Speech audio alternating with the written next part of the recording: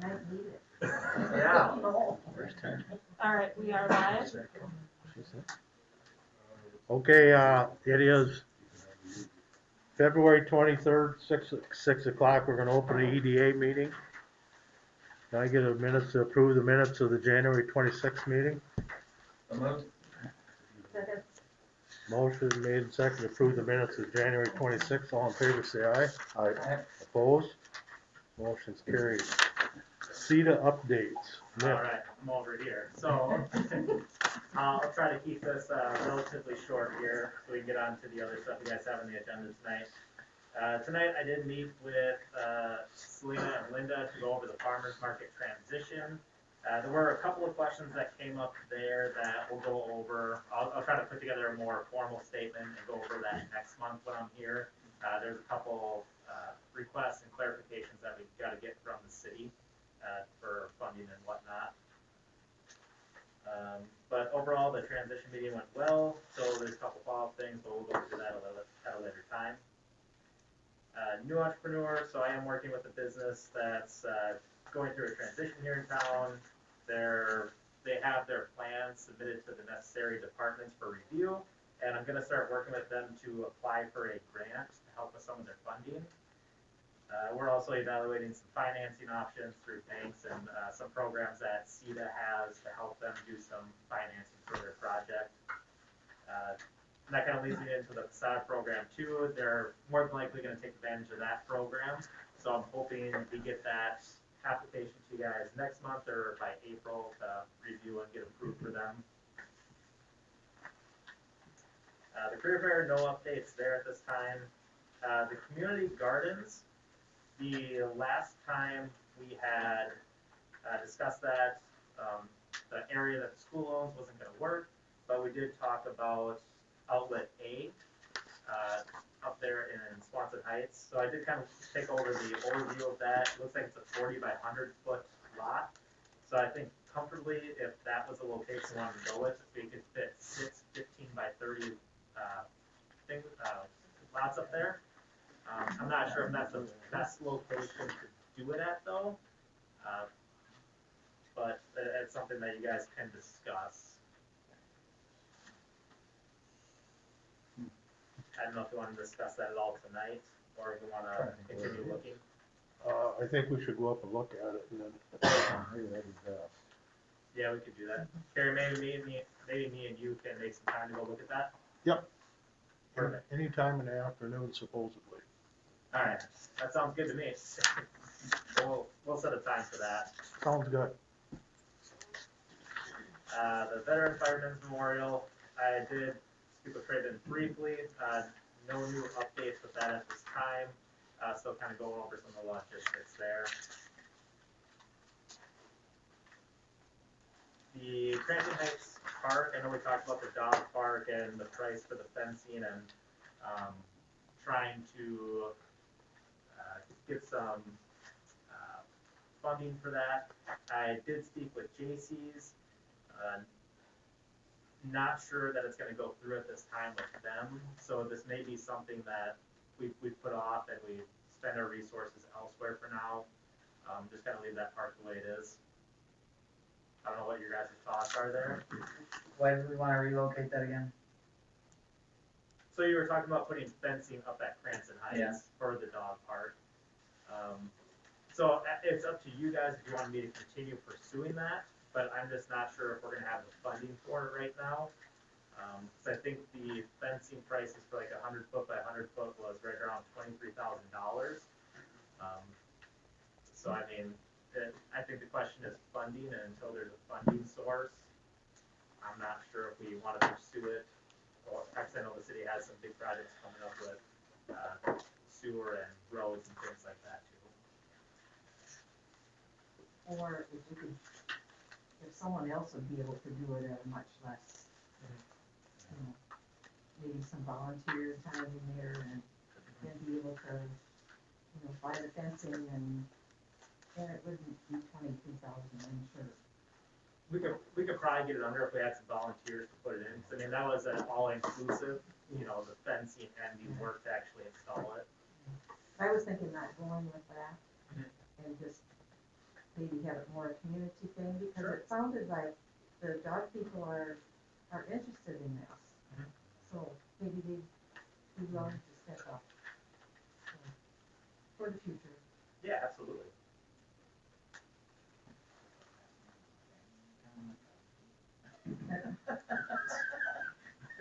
Are there people, are there certain people we could contact to put something together, do you think?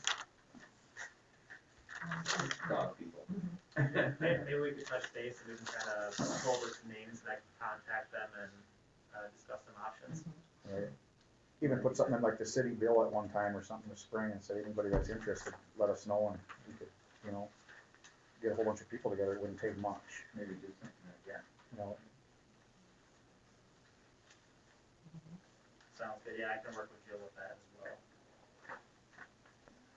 And the last thing that I have to go over would be the resolution that we had for electing the standard allowance for the ARPA funds. So this is something that you guys could pass tonight, or we can sit on it, put it on next 2 weeks, that agenda, to go over at that point as well, and pass it at that time. But essentially, the standard allowance is a part of the final rule that allows us to claim up to $10 million in losses, which is way more money than what we can get. But then we can use that funds a little more liberally. For instance, tearing out this wall, making a bigger room in here, or added seating. Yeah, so you can. It opens up what is eligible for the use of those funds. So this is going to be the standard use that most small cities in Minnesota are going to use. COVID, basically, they're COVID. Yep, the COVID money. Yeah. Yep, I think it's right around 126,000 is about what the city has coming. From what we've already received, this will be received. And have they kind of loosened up some of the standards on that, from what I understand, or what Yep. it can be used for? Yep, and by passing this resolution, that's what allows you to use those. It's less restrictive than some of the old uses where you had to have a COVID-19 related expense. This allows you to use it for administrative facilities, police vehicles, fire trucks, different things like that. And I just bring that up, I was at the Broadway Area Ambulance Association meeting last night, and all the area ambulance associations are having struggles. I don't know if you saw, like in the Red Wing paper, the Red Wing Ambulance Association, about 1.1 million in the hole right now. Fortunately, the Zumbrota area ambulance is only about 30,000 right now in the hole, so they're hanging on, and they're looking for any additional help that they can get from the cities and the townships and that will help defray all the different costs they have too. And I just thought, since he's bringing that up right now, I'll just throw that out there, something we could think about down the road, if we can use those funds for that, or want to use those funds for that at all, so. Okay. I recommend we just go ahead and pass a resolution. I looked at it, it looks good. Now this- Yeah, she emailed it to me today too, so it just basically says we can use the money where we want to use it for. Absolutely. Okay, can I get a motion to pass the resolution? I so move, we pass that resolution Do I to. get a use the second? money. I'll second. Motion made and seconded to pass the ARPA resolution. All in favor, say aye. Aye. Opposed? Motion carried. And then the last thing I would just say about the ARPA funds then is, the League of Minnesota Cities did say whatever you do use the money for, just make sure you, whether it's a resolution or just a very clear thing, we are using X amount of ARPA funds for this specific project, so that there's a paper trail back to it, just in case there's a audit of some sort in the future, so that you guys are covering yourselves. Again, as long as you mention that, the specific use of those, the ambulance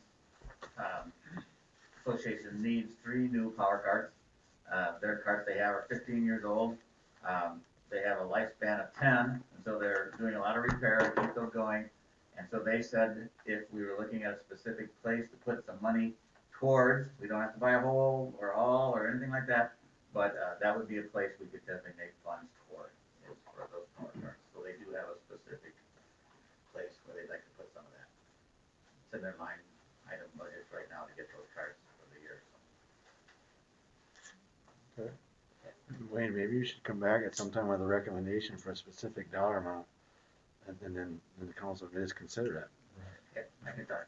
You guys, before you know it's gonna be gone. Yeah, yeah, I can talk to the director. Cause Yeah. we gotta keep moving here tonight, Okay, so. yep. You done, Mitch, or? Yep, that's all I had. Okay, thank you very much, very informational tonight. Other business? We're closing on those lots on this week here, okay? Oh. So you said we'll have that And money. they also agreed to the purchase agreement we had for the rest of them, so. Yeah, so Good. they've signed, all the paperwork's been signed. Good. Any other business for the EDA? If not, I call to adjourn. So moved. Motion made and second to adjourn the EDA. All in favor, say aye. Aye. Opposed? Motion's carried. We'll go right into the council meeting. Stand for the pledge of allegiance. Pledge of allegiance To the flag of the United States of America, and to the republic for which it stands, one nation, under God, indivisible, with liberty and justice for all. Thank you. Can I get a motion to approve the agenda? Second? Motion made and second to approve the agenda. All in favor, say aye. Aye. Opposed? Motion's carried. Motion to approve the special meeting minutes we had on February 9th. All motion. Second. Motion made and second to approve the meeting minutes of February 9th. All in favor, say aye. Aye. Opposed? Motion's carried. Approve the meeting minutes from February 9th. So moved. Motion made and second to approve the meeting minutes of February 9th. All in favor, say aye. Aye. Opposed? Motion's carried. Old business. We'll go into new business, street projects. Yes. Reese, Shall hop over here, but, why don't you grab the mic, so.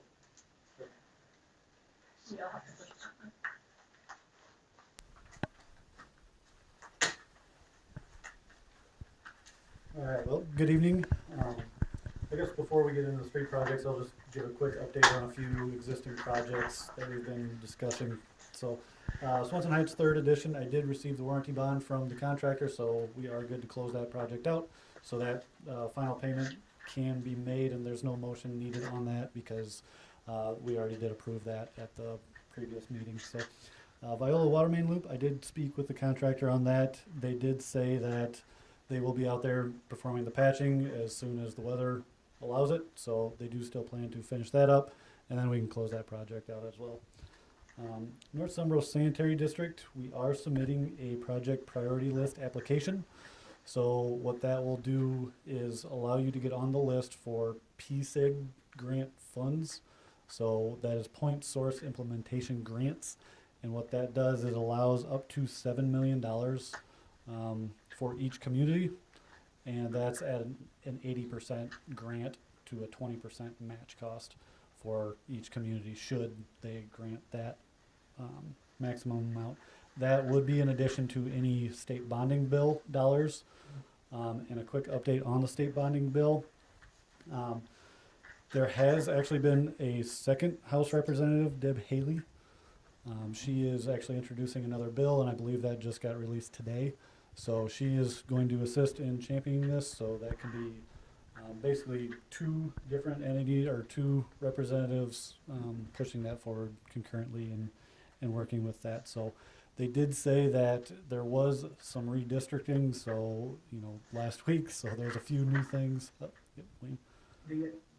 I understood there was a priority list already for some of these bonding issues. Are we somewhere on that list, or, So the bonding is not necessarily a priority list, so there's a governor's bonding list, and they typically don't earmark anything for like wastewater projects, but there is a state or a Senate bonding bill, and that was part of a bonding tour which we were a part of, and so there has been some exposure. Now Deb is going to try and push to get a House and or Senate hearing associated with this, and if we can get a hearing, that would be a very big deal for this because of the dollars. So very good news on that front to have another person pushing for this, so that was positive. So with that PPL grant, I have been working with Kyle and Doug Alms. They were getting some information. They got that over to me late this afternoon, so I'll review that right away in the morning, and then we will be submitting that project priority list application tomorrow. So that should be in and moving forward. What was that again? So that was for the project priority list application. And so there's a scoring system. So there's an application and a scoring sheet that we have to fill out. And it essentially asks, you know, if there's any issues with the receiving stream that we're pumping our discharge to, if the plant has had any issues, when the last upgrades have been. And so it's basically a ranking chart for the PCA to dedicate funding. So the more points that we can get, the better off we'll be.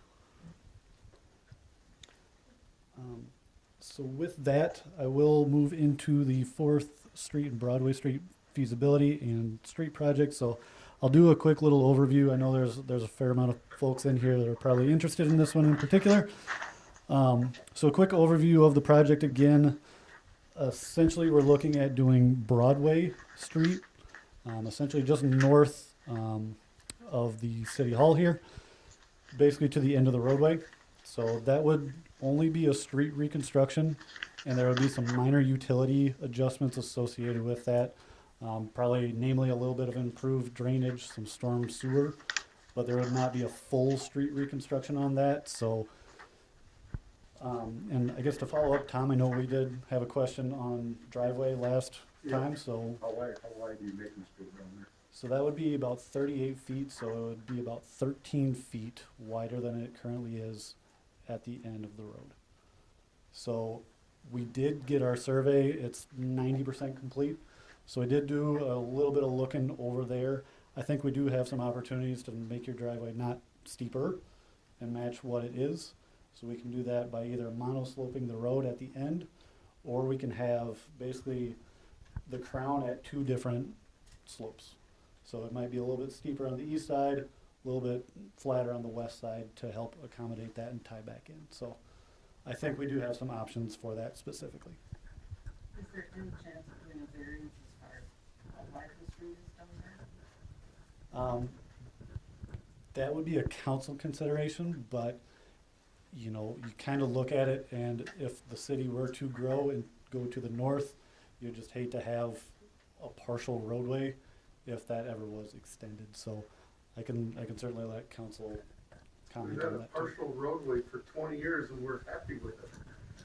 So maybe we can just 30 leave years. it. Yeah, 30 years. We could probably just leave it the way it is. Well, and that would be a council consideration. You don't want it up the way it is. We don't want it. We live down there, Terry. Well, what I'm saying right now is, you want us to rebuild it.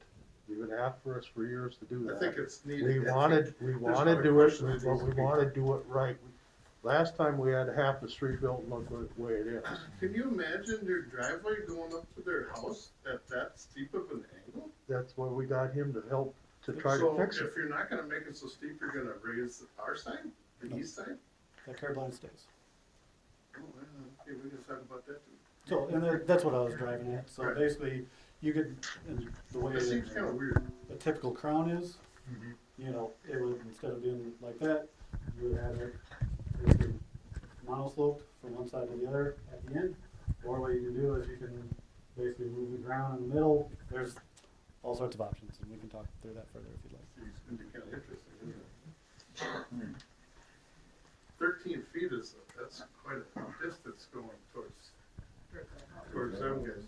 I mean, we figured that we're gonna be able to put a car on the driveway possibly in a little bit. And that's Over acceptable? half the driveway. That's acceptable?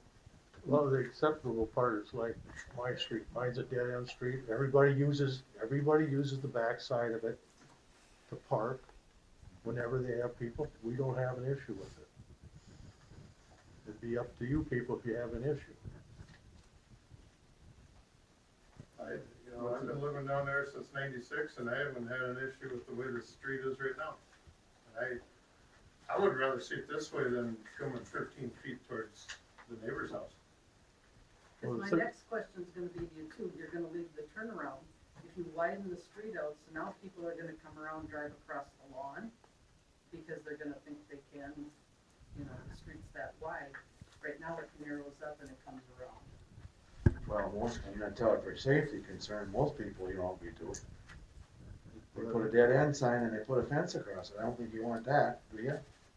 That's Well, what sure. we have You at can't, my there's house. another property, No, 511. they can go right to the end of that street, just like we do in our new additions. They Wait, do who it, did? they do it up on my, Roy has the land right behind me, but we got a dead end street there. We own property. We own 511 next to us, there's two properties, you're not finishing the street past 511. No, we aren't. So you have to give access to 511, no? This is what we're asking, do you want access or not? Well, we want access to it, but what I'm saying is, do you need to widen it? As it is, you're not gonna put the street up there, we're gonna leave the turnaround in, correct? If we put curb and gutter in there, we're gonna have it as a maintained city street. Yep. And we're not gonna have a half a street like it is now, Right, we're gonna have a full street. but what I'm saying is, when you're coming down, could you, instead of keeping it at 40 feet wide or whatever you just said it was? What- About 38. 38, From gutter to gutter. could you down there start to angle at Katie's? and Is it only- right, is it right away at 38 now? The right of way I think is like 60, but the street width is about 38, is what it is further to the south. And that would be consistent for Broadway. So we do have we own the property on each side of that street. From my understanding, yeah, I have, like I said, we're still finishing up a little bit of boundary, but I believe so. So can I finish? What I was saying was, when you're coming down at 38, could you, starting, say at Charlie's or something, slowly bring it in and only be at 35? Okay, but let's say, and I'm talking 20, 30 years from now. Let's say we go beyond that, buy land out there and go beyond it. So you want us to bring a street in and then go back out again? And I'll just say this, you guys have looked at going out there already, and the cost to put a bridge in over that waterway. We've got caught the same thing up here, we got the same thing in the Swanson property, but eventually it's gonna happen. You turned it down when Larry Larson talked about. We putting our turned it commercial- down once, but we turned down on both sides of this too already. Because we can't afford the bridge, but if we come in and have proposal to do it, we're gonna do it. It's just that it'd probably be past our lifetime or mine. So you were talking about safety, Dick. You were talking about widening the street out because of safety. No, I didn't say that. No, somebody said something about safety. Yeah. About the street. Can somebody remind me what that was all about? Most of the time on the dead end streets in town, if we have a street that is not improved, they put a barrier on it. That's why they do it. To my knowledge, and maybe that's what you wanna do, maybe you're not gonna go all the way up and put a street up there, and you're gonna do the turnaround, and she was concerned about the turnaround. Well, I You was still just want saying, the turnaround, right? I was saying, if you widen the street way up, and the turnaround now comes like this, and your street goes over to here, are people gonna just start driving through there and up across the lawn? Because they don't, well, they do it anyway as it is. Yeah, We I have don't, semis all the time down there. oh, you have semis that come down there? I stood in the street in front of one day and asked Well, them if that's- they had reverse. Well, why would, we have that, well, really, a semi is not supposed to be driving down there at all. Well, I've seen 3 of them in the past year. Okay, well, I'm just telling you, they aren't supposed to be, but if they are, at least, they aren't supposed to be, they aren't supposed to be driving. Right, and I've just put a no truck sign up Yeah, there or yeah. something. They're looking for ag partners, but looking. Oh, I see. Oh, they're on that's the wrong easy. turn. Oh, They made the wrong turn. Yep. Okay, they need south Broadway, not north. So one of you guys said something about safety about a dead end street. What was that all about? well, typically what happens, an engineer can, if we have a street that the improvement stop, most of the time they put you can't cut, most of the time they'll put up a sign or a barrier? Mike, maybe the engineer can answer that question. And it'll typically be if you're, like Dick said, if you're stopping at an improved section and there is an unmaintained segment above it, then it's typically a road closed and you're not supposed to be driving. So through it. signage is, you're talking to signage or sidewalks It would or? be basically the barricades, so it'd be like the orange three barrier deals that you'll see more in construction sites, and we have more in there, Swanson Heights. So if we wanted to sell that 511 property, there'd be a barrier, they wouldn't have access to the property. It would be a movable one, so if they were to improve that piece of property, then you could provide, you know, a street extension to allow such driveway to be built, or you could provide an access off the edge of the street. Well, I don't know, cause the garbage truck uses it right now to pick up all the residential garbage. Mhm. You see it back up to get around it.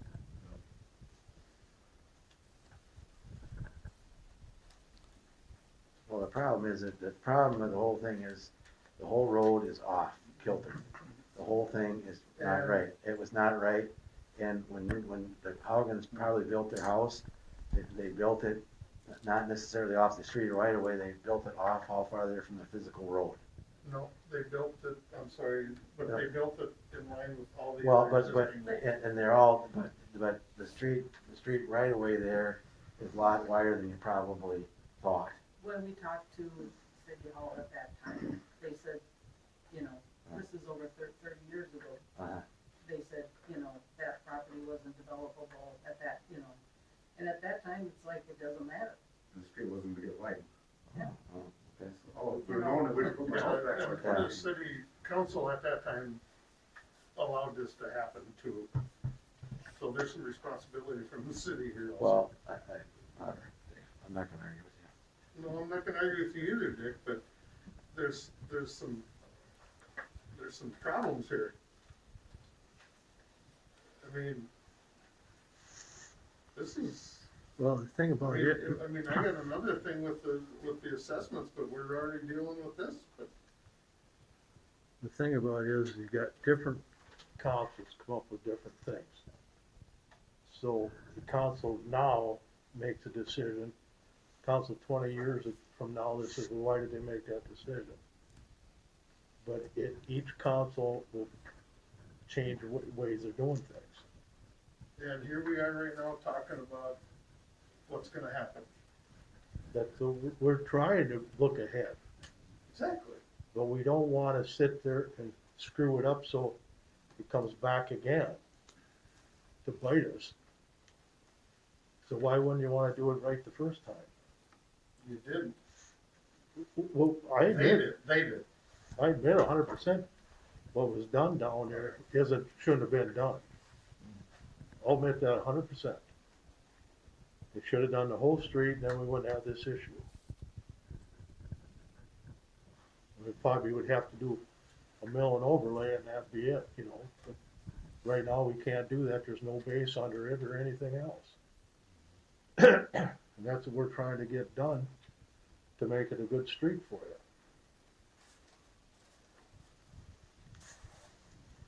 You know, you got curb on your side, but they don't have curb or anything on this side, but what they did have was crap anyway, I mean, the drive over blacktop stuff. It just starts right here and it ends. Yeah, and that's, you know, so we're trying to get everybody on the same page with like everybody else in town. This is a street here, we value that street also. And we're trying to do what's best we can for you. So I have another question then. If you do it and widen it, and where our driveway now, or the street actually is right up in our front yard, it wouldn't be that far off our porch. Our home value is gonna go down, our marketable value is gonna go down, are you also gonna adjust that then? Well, I've got, the other course on that's already city property. So you don't own it. I'm saying. No, I know if what the you're house- saying, you're saying that you want the city to come in and pay you for what you feel your house is worth. I can see that if you sell and don't get, if your values go down. our I value see is gonna that, go I down. see that 100%, what you're saying. Yep. But I'm also saying, we own that street right now that we're trying to fix up. That's fine, I'm just saying, when we built, right now, what we could sell If our we house put- if for, we- and what we can sell our house for a year from now is gonna be different if we have that street up that far. So my question is, on our taxes, will you lower our marketable value to compensate, I mean, because why should we pay taxes if we can't sell our house for what we can now? I think that's an issue that would have to be discussed every year we have the, where somebody can come and, not the truth, the assessment hearing, or not the assessment hearing, the assessor will come out. Truth and taxation. The truth and taxation hearing we have in December. The other one comes later when the assessor comes out and if somebody doesn't agree what the value of their property is, they can make those, points to the assessor, then the council will have the opportunity at that time to make an adjustment. You know, a curb and gutter in there, you can't tell me it isn't improving your property. Carrie, have you been down to see where it actually Yeah, ends? I have, I've been down We've with this, been up on our driveway, we've had Carl's car parked down there over the weekend because of snow. And it would be about 3 feet behind that would be the street, would be the curb and gutter. So we're talking, he has a Ford Escape, he doesn't have a big. no. There's two ways of going about this, you want the street or not, number one. We're trying to get you a street because everybody down there, we feel bad because it's an eyesore on everybody. We're trying to help you out and do this, put a curb and gutter in for you people, which will bring your value up. The eyesore is to drive down our street, it's so full of potholes, not necessarily the size of the street. Your curb and gutter to get everything so the water runs the way it should.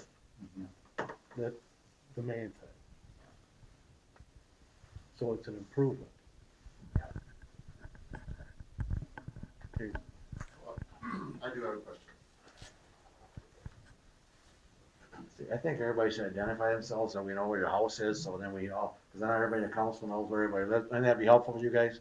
And sorry, Ed, we should open a formal public hearing. Okay, for that to- okay, all right, go ahead. Mr. Mayor. we'll open up the formal public hearing right now.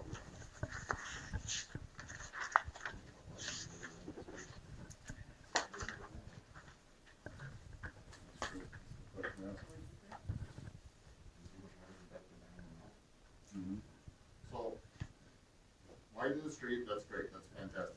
Where is all that water gonna go? Okay, And first, how much? state your name, what My house name's you're in. Kyle Hoffman, I live at 408 North Broadway. Thank you. I'm all for improvement. Reese, you wanna explain how you have the water? I don't know how you have it, so. And so, Where does it split on the street? Are you gonna run all that water from Dave and Tom's this way? it'll Or does- flow in a similar direction as it is now. We're So not- horseshit, What's that? so horseshit. No, we can't use bad language. We just can't do that, please. Okay. Thank you. It doesn't flow.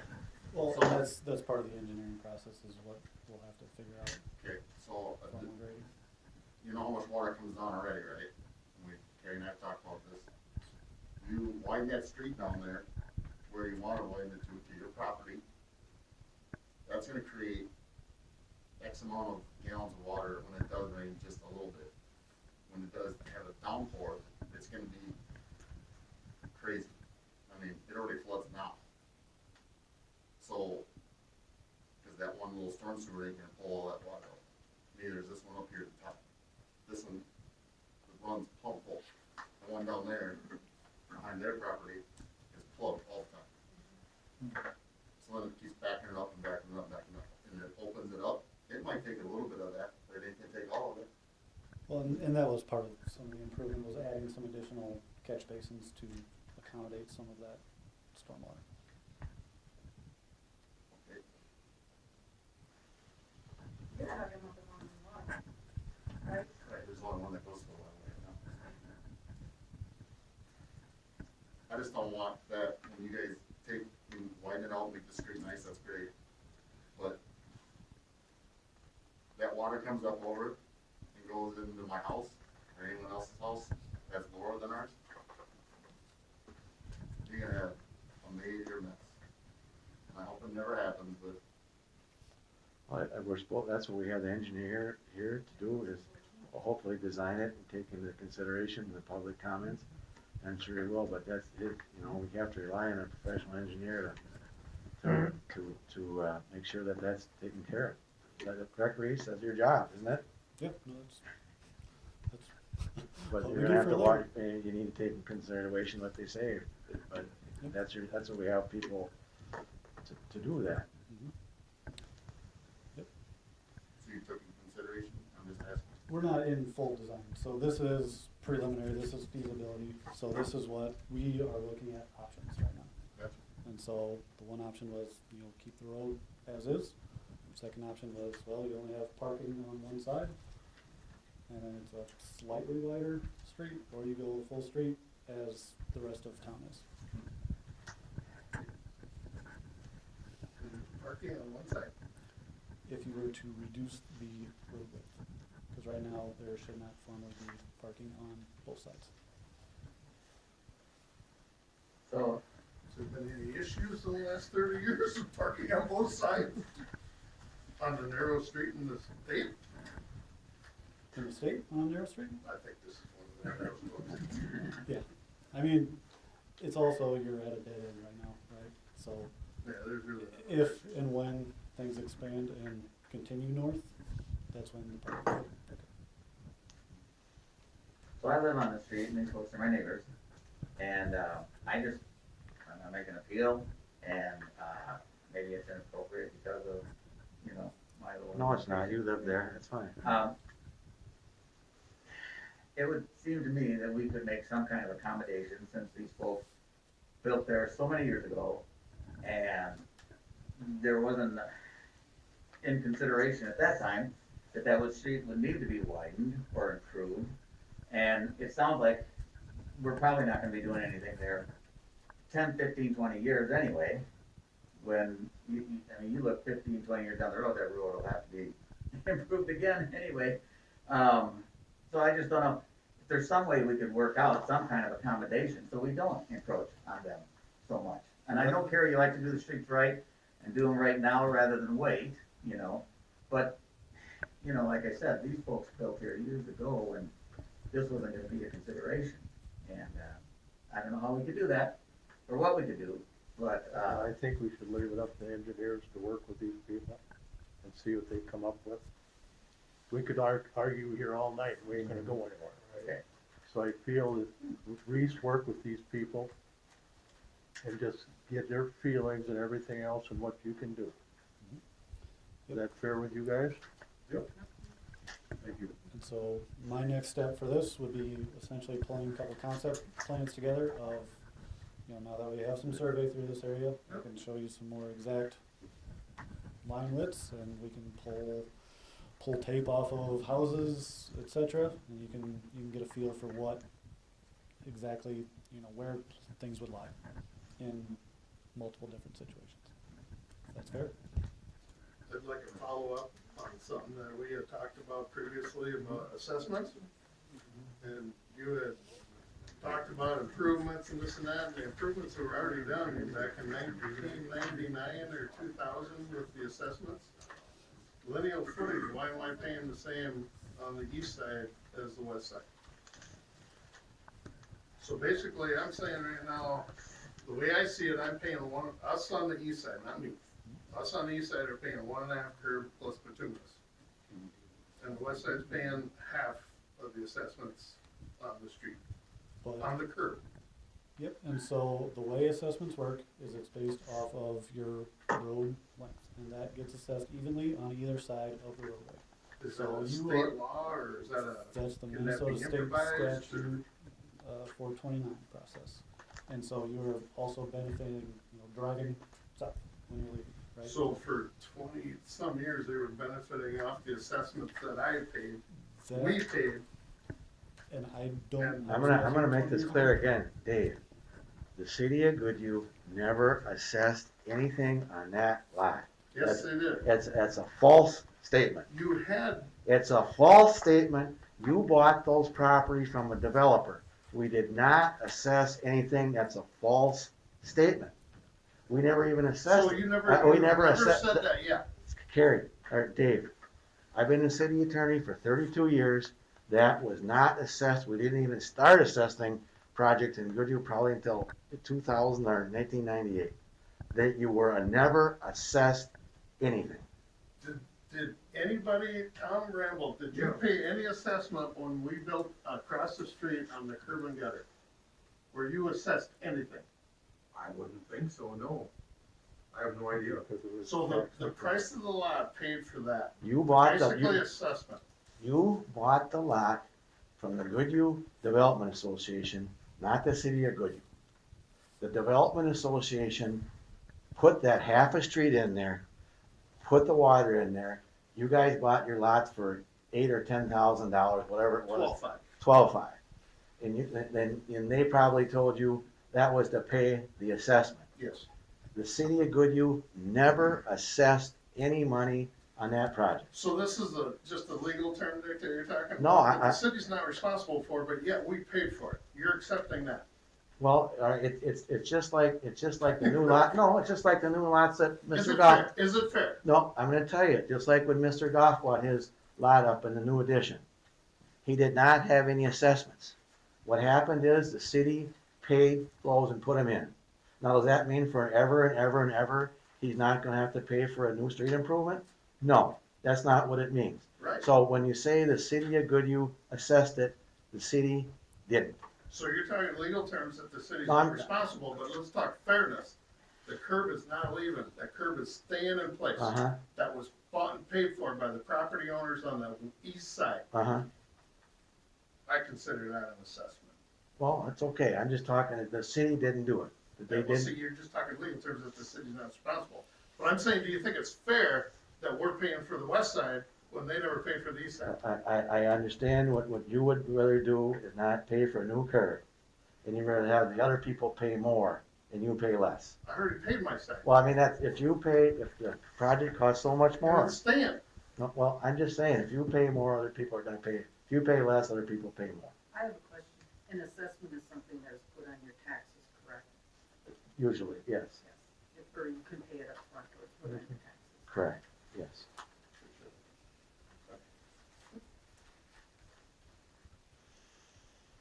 There's another gentleman had a question there, Kerry. Oh, Bruce? Bruce, we wanna improve our driveway. Should we do this at the same time, or do it beforehand, before the city comes in and does their project, or after, or? I talked with that guy right there. I would not do it beforehand. And so if you were going to improve your driveway, I would suggest doing it with the project. Typically in private driveways, what'll happen is you'll generally speak with the contractor that is out there, and we're happy to facilitate depending on who that is. And typically they can give you a price for that if you would like to go all the way to your garage door. We got material that we need, we work through that contractor then, or we gotta get our own contractor? Nope, you could certainly go through that contractor, so that would probably be the most cost effective because they're already out there and they're mobilized.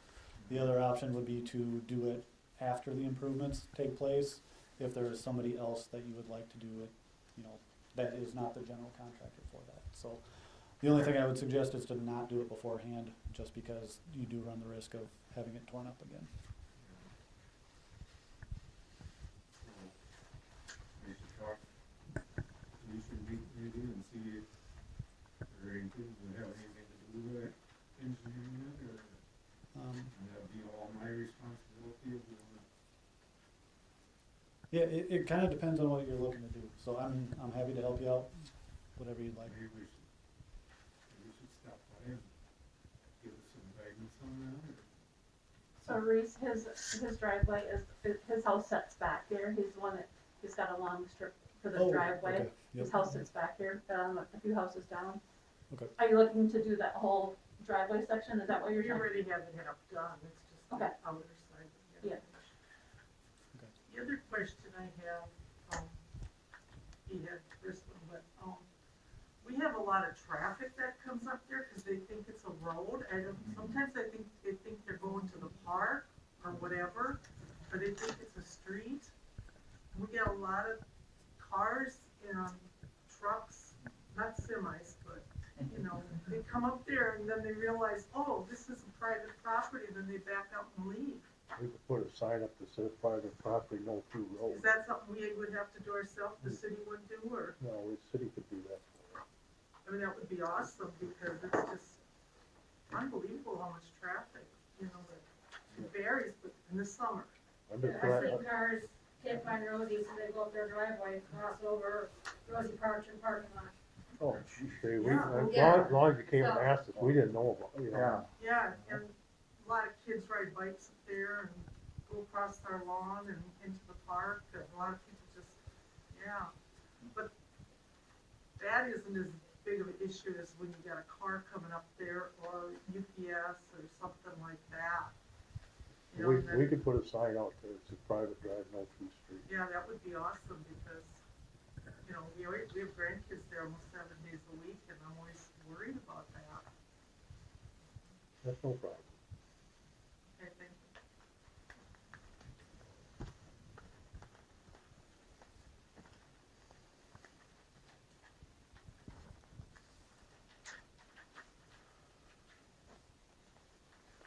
Don, did you have any questions?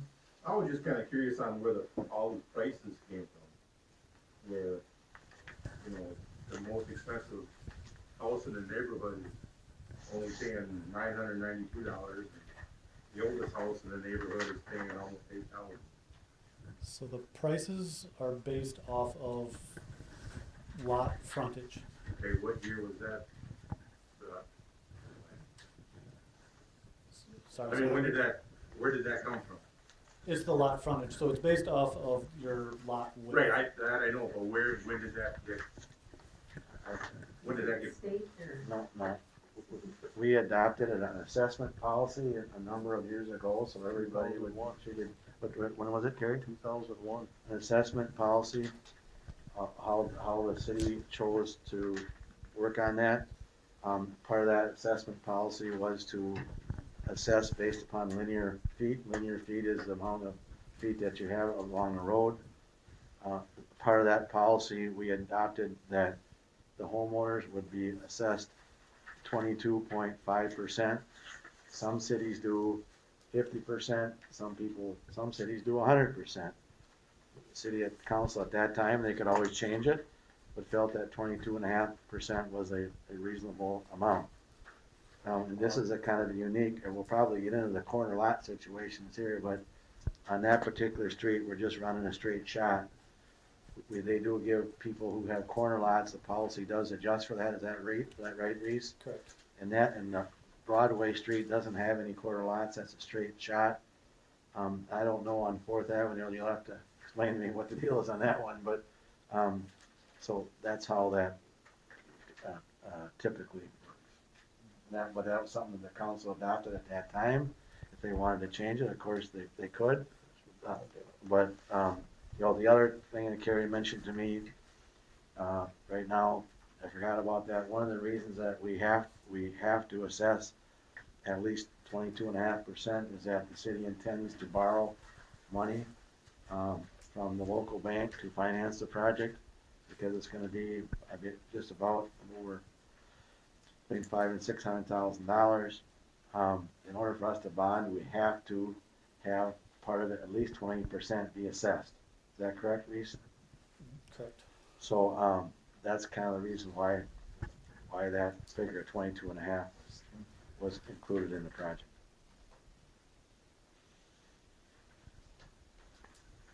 Did I answer your question, Tom?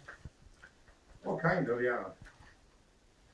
But I mean, it just seems like, you know, they're being benefited from sitting back there and only gotta pay for 20 feet of frontage.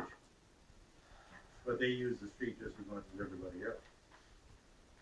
See, the reason we went to bond, and we could have had a referendum, and then everybody in town pays the same amount. Right, right. But to hold a referendum down here, you're gonna have 1,000 people say, I don't use the street, so why should we build it? Oh, I understand that. So that's why we do assessments on it.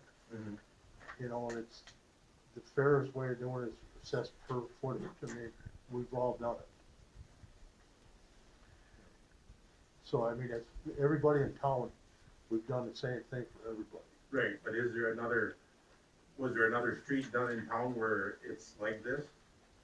And when, that somebody's sitting way back in there and they pretty much get a free ride? Well, I don't know of any other house in town that has that, on any street. I don't know if there's any other flag lots in town. if we did have it, I'm trying to think where it was. Because all they had was just the end of the intersection. Not gonna be cheap to finish our driveway either. To do our driveway from front to back is like what some people maybe built for houses Right, for but 30 years that's ago. your choice to do your driveway. Yeah. Just like I plan on doing my driveway too. You know, the same people.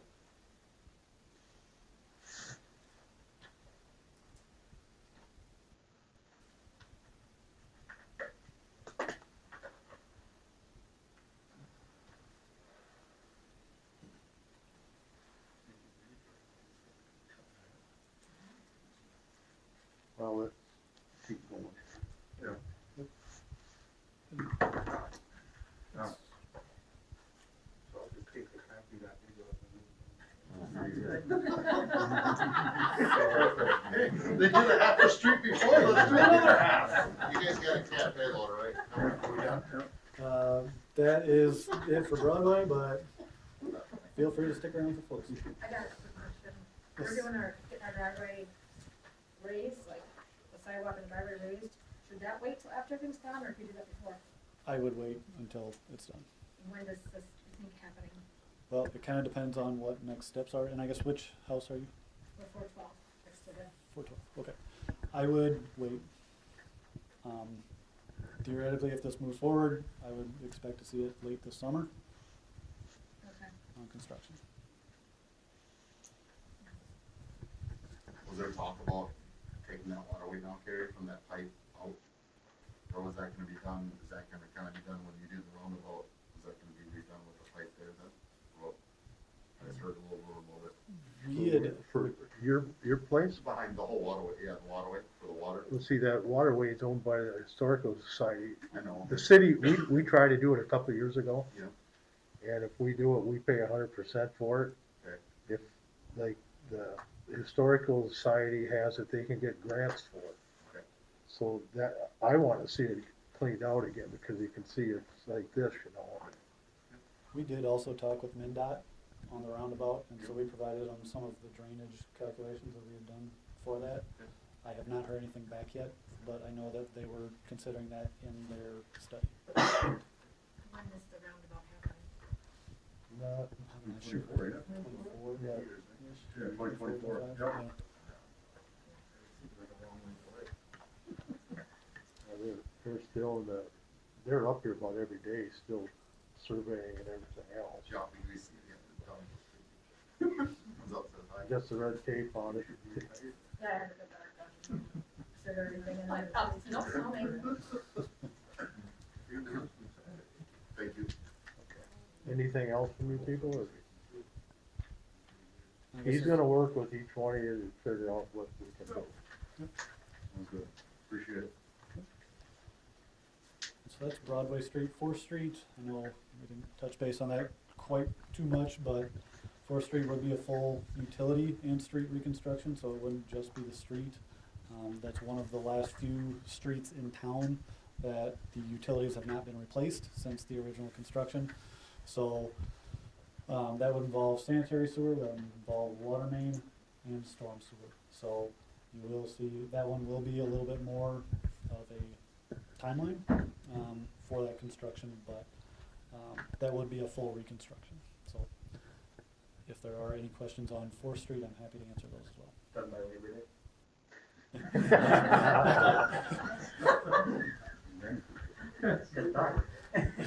Sorry, It's gotta be better than what it is now.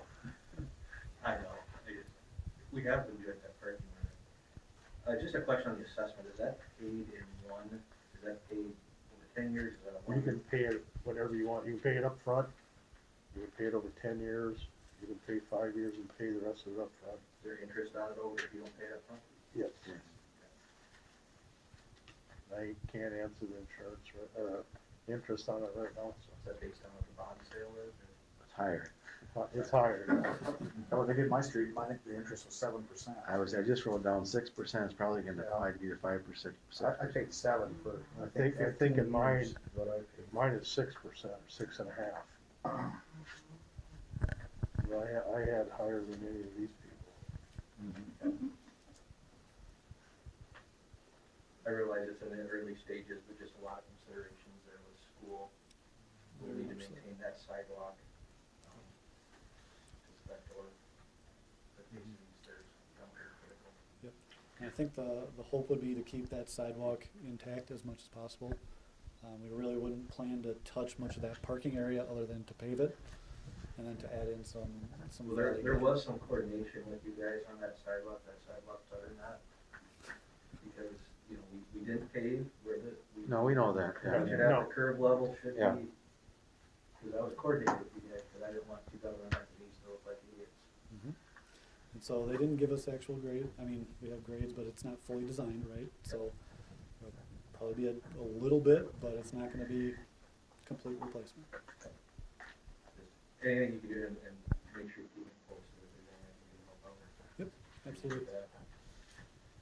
There's something else you wanna ask? Any more questions? Any questions for me? Yeah.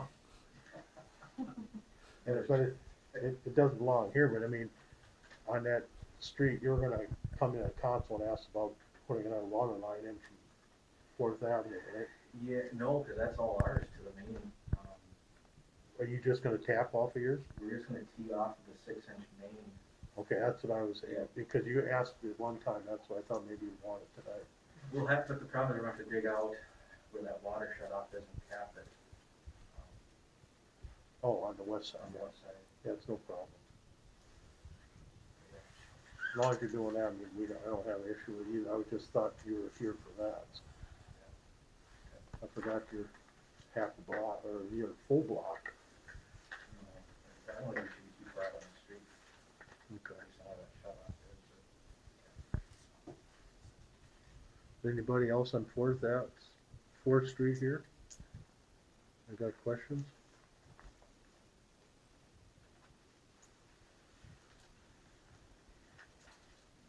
Deb? How far are you coming on my property, 401 North Fourth Street? I'm going down to the pool, the Yale House on the corner. Because I paid for that street in 2005. And curb and gutter was all put in there. So I don't have the addresses. 401 would be. Big yellow. Top one on our sheets. 401?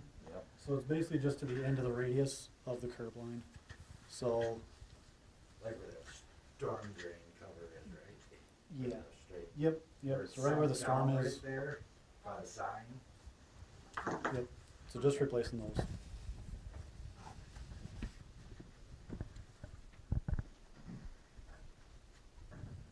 Anybody else have anything? Yes, you're doing that, cause you're doing water mains in the intersection there. correct? Yes, correct. So, the shut-offs are in that sidewalk, right in the corner where the two sidewalks meet in front of my house.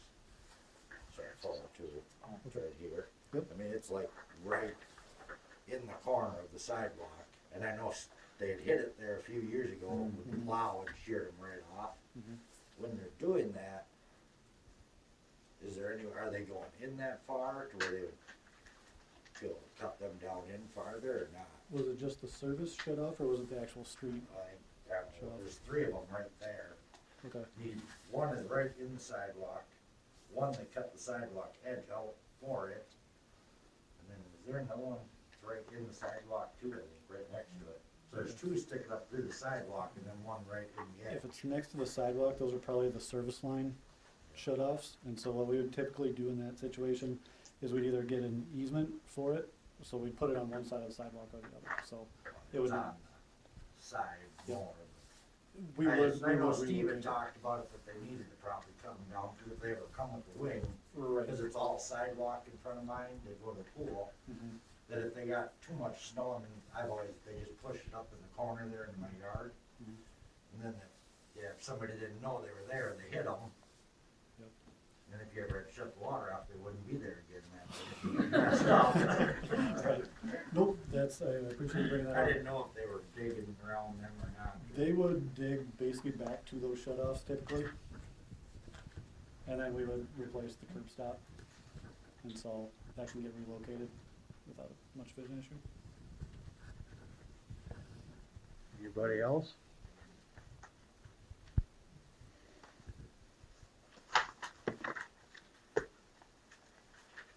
Then, we'll close the public comment.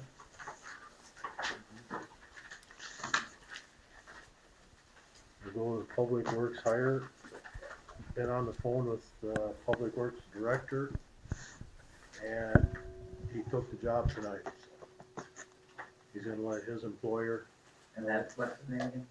Jason, Jason? he's gonna let his employer know tomorrow, so. Okay. The other one I'm waiting for yet, so. I've been- Put a deadline on that at all, as far as when they're supposed to reply? Well, it's supposed to have been yesterday, but we've had different issues that we were working out, so. It's nothing bad. Thanks. Okay, the Volkfest Justin Roper.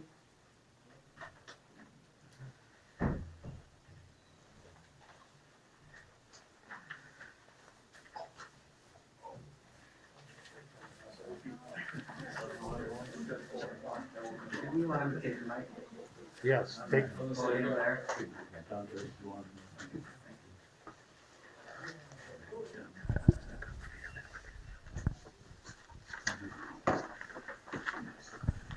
Thank you. Thank you.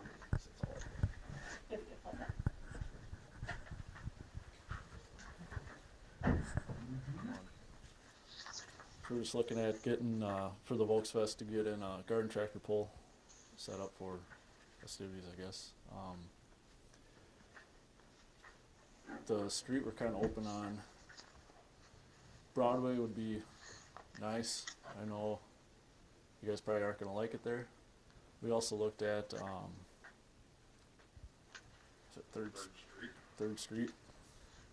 By the store? That's like the block up from, like the main bandstand and all that stuff. That's Oh, already- but from the bank west. Well, we're thinking, well, the Third Street would be up. Third- Well, you know where my house is? You're on Third Street or Third Avenue? Yeah, so it'd be from right across there, like it'd be right in front of my house, right on Third Street there. That street's all blocked off up from the stage there, so nobody's really traveling on that anyways. Well, I was gonna say from the bank You can go West. bank up. west, I wouldn't have an issue at first block. I mean, Well, we're gonna need a little bit more than a block. Yeah. You probably almost So two it says- blocks. Yeah, I was gonna say, it Well, I says don't know two, how long two the to city 400 blocks feet, are, so. but it's 300, about 300 feet. 300 feet. A little over 300 is what we typically need. So I'd almost need to go into that intersection a little bit if, It's just for Saturday afternoon or Yeah, it's like a 3-hour show. I was gonna say, just as long as we can open that street up for later. The yeah, intersection's what I'm worried about. If you're gonna close it down, I don't have an issue on that for the afternoon, just the afternoon. But it's up to these people here. You know where he's talking now? Is that right? Am I wrong? Across from the like corner bar, right in that area? No, or no, like you know the where other way? the bank is, Yeah, and Pete's building. Yeah. From there oh, from towards the there. church, Okay, just past the intersection. okay. And then for 3 hours, then open the intersection back up later so people go north and south. Residents gonna have any problem with anything, or? We'll have to clear it, but when, so you most can of go the, out either other way, I feel. too, yeah, while like you're most right of the on houses street. there have, alleyway access whatever. Oh, on the houses. they all do. Yeah. So, Okay, like they'd have a way in and in and out. out, okay, If they, Yeah. and I mean, if they, middle of the pole or something and they need to get out, like we've, will there be an admission to this? no. It's like people on the sheet, you get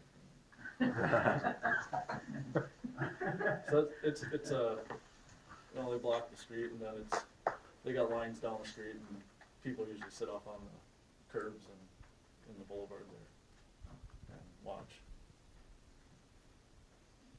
I mean, a lot of it's for folks, I mean, it's up to you people. I think it sounds like something great. It is, I've been to some in Wisconsin, and it's a neat event, brings a lot of people, a lot of interest. Might have to consider seating or something, if it isn't full out. Yeah, but generally, in the town I was in, did. Sadly, I guess the issues, if we could find, I mean, if we had a spot for bleachers too, then it's not really,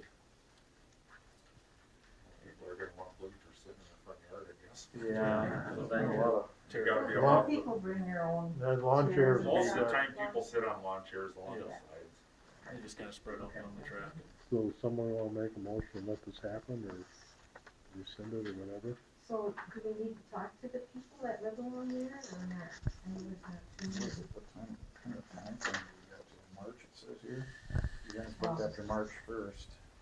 Yeah, after March first, the price goes up Wow, extra $100. that doesn't give us all the No, time. that's right. In town here, you know, we hear the band, I mean, I'm down here and I still hear the band, see the fireworks. There's actually only one Yeah. house and they got alley access to it. Right. I don't know, it's Gulf Fest, you know.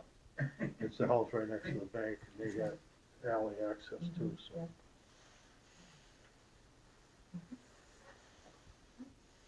I'd make a motion that we, have them go ahead with the Gopher State Garden Tractor poll.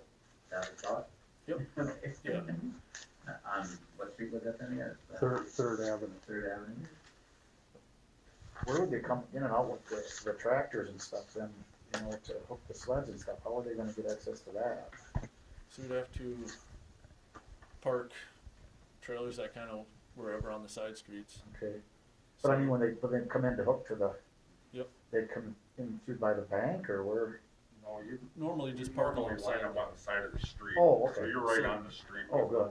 So you just pull out of your little parking spot, pull up to the sled, pull, and then Okay, yeah. So come back to your spot. this So isn't, yeah, the one I was at, they had like V8 engines and stuff. Oh, There's nothing like the- that. Yeah, you will. There'll You be- will have them? Oh, there'll be a really? few where- Oh, it's neat. It's something else. I was totally impressed. Yeah. But yeah, that was a whole street in Serona, Wisconsin. Yeah. It was, yeah, they shut the main street right down. Yep. Yeah. Make some noise. Yeah. Oh, it brings a lot of people to watch. So it's Here, like, Yeah, yeah, these- one of the things that the public works then goes and shuts down those streets. How Yep. does that work? So I don't have a copy of the paper, but, so I got, you'll let I just- Traven know, like your timing? The yep, time? we're on the Okay, Volks so, Fest, Oh, okay, good. You're on the committee. planning committee, or whatever. Oh, Yeah. perfect. Yep. Yeah. so as you may already know, we're in the process of hiring their public works people, so they're gonna be brand new. So as long Okay. as, the more you can communicate it, even, like, I know Patrice is on the Volks Fest committee, but as long as I get the contact too, that we make sure we get our new public works people, so we can get that street blocked off an appropriate time for whatever time we pick. Yeah, I guess is there a time you guys think would be better than not, or, Well, let's coordinate that. Okay. We'll get you this here and then we'll coordinate that. Is that Okay. okay? yeah, that should be fine. That'll save you $1,200. I don't know if it asks for, Cause it does come with that date, or. yeah, they do kinda want a start time on there, so. So is it a Saturday or Sunday? Plan on Saturday. So then I guess, would you say the afternoon then, since the bank is right there? Afternoon, 'cause the bank is open until noon. If you could, you know, the bank's open till noon, so if you shut it down at noon, then we have till fireworks actually. Yes, I mean, you only like 3 hours for the show, so, That'd be plenty of I time. mean, yeah, cause what, fireworks are at dusk, so, Okay. and the band whenever that starts too, so it's, Yeah, I got a Yeah, mo- it'd be nice to we'll have be- it shut down by then, so. We'll be long out of there. Okay, I got a motion, do I get a second? I'll second. Motion made, second, allow the Gopher State Garden Tractor, all in favor, say aye. Aye. Opposed? Motion's carried. Thank you much. St. Luke's Church, Jim. Here we go. I thought maybe you got inherited a street, a house down here first. Well, I do, I suppose I have to talk to Harlan about paying his part of the bill. There you go. I'm sure he's wondering, okay, what's this all about? But, so, yeah, I'll talk to him. But, well, I just kind of was thrown into this, so I'm not sure what I'm even doing, but. You're asking permission to have a raffle, I know about it. Do you? Okay, well then we're good. So you just guys need the paperwork and have No, a motion? we gotta vote on it, they're gonna let you have it. Okay. So yeah, we're looking for a motion or to have a raffle. We're gonna raffle off a side-by-side for donations for the new church that we're looking to build and stuff, and so we're just bringing it to you guys, I guess. And when is this? Well, we're looking right now at just looking at what it'll be this year. We don't have an actual date so far yet, but it'll be before the end of the year. We're kind of looking at securing a side-by-side right now, which is not easy. I mean, you know, a few months out, so I don't know, do we need a specific date on this? I think you're supposed to kind of have a date, but I'm sure if you can prove, the city council can approve it, you can fill the date in you need when they decide it. Do I think that'd be okay? Yeah. Because it says on here, the current calendar year certificate of good standing, it got a box. That's it. Now, you're a charitable organization, so a church, so I think we're okay. Let me look at that. I think there's a lot of stuff on there that's superfluous. And I think some of the things to consider, I mean, if you do it during another event in town, chicken feed or pork roast or any of that, you're gonna have to make sure you coordinate with them, I suppose. What other considerations, maybe other days, that kind of thing, but, you know, just Right. make sure you're coordinating. Right. Yeah. And I don't know that we'll do that. Fair. It'd be just basically on our own, I think, is kind of what it's looking like right now, so that's probably the best way. Yeah, I don't think we'll step on anybody's toes that way or, you know, And I don't know whatever. if it would be, but Yeah. it's just, you know, the right thing to do to be to Sure. coordinate with these other people too then. Yep, Yeah. okay. If I don't it is think right, you need all that. that stuff. I think it just approve the raffle and when you get the date, just tell the clerk. We can go from there. Yeah, I think that's okay. Don't you? I think Yeah, that's it okay. does, I mean, Okay, then we'll just leave Yeah. it open up and just Yeah. get an approval. Yeah. Okay. So, can I get a motion? Yeah, I'll motion to approve it. Second? Motion made and second to approve St. Luke's raffle, all in favor, say aye. Aye. Opposed? Motion's carried. all right, thanks. Okay. Thank you, Jim. Yep, thank you. Thank you. Well, that wasn't that great. About, you know, for the church, for money, for like, are there grants available, or is, I probably shouldn't talk about it now, but, you know, Then you know, when you guys were talking about different grants and stuff, and I was just wondering if there's, I can look into it for you. would you Yeah, like, just yeah. look, Yeah. all right, thank you. well, thanks, Jim. Yeah, thank you. Don't need nothing to do anything else with this? We gotta sign it, I think. We gotta sign it. On the second page.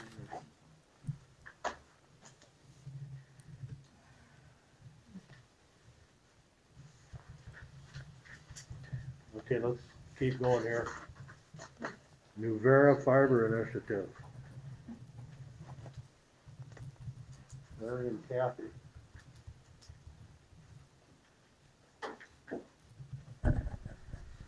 Thank you. Well, good evening.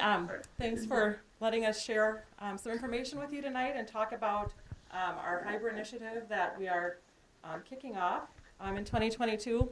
I do have a slideshow. I will go through it relatively quickly. I appreciate, I know that you've been here for a while yet tonight, and we will be sending Jill a PDF of the entire PowerPoint, so she will have that for reference also going forward. Can I ask, I don't know who you folks are or who you're Yeah. representing. So I'm sorry, Kathy Lund with Nuvera.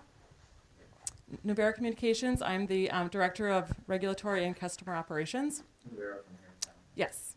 Yep. Yes. So This is Larry Shepherd, he's the Larry's behind me. Yeah, I'm Larry Shepard, Director of Network Operations for Nuvera as well. You can go ahead to the next slide, Jill. So a little bit about Nuvera. There's some information on this slide about our leadership team. We are headquartered in New Ulm, Minnesota, and we're a publicly held company, employing a little over 200 employees.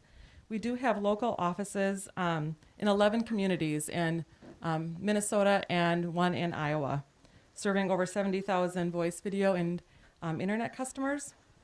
And we're also most recently part of a collaboration called Fiber Minnesota, which is a Minnesota transport network that goes throughout the state of Minnesota.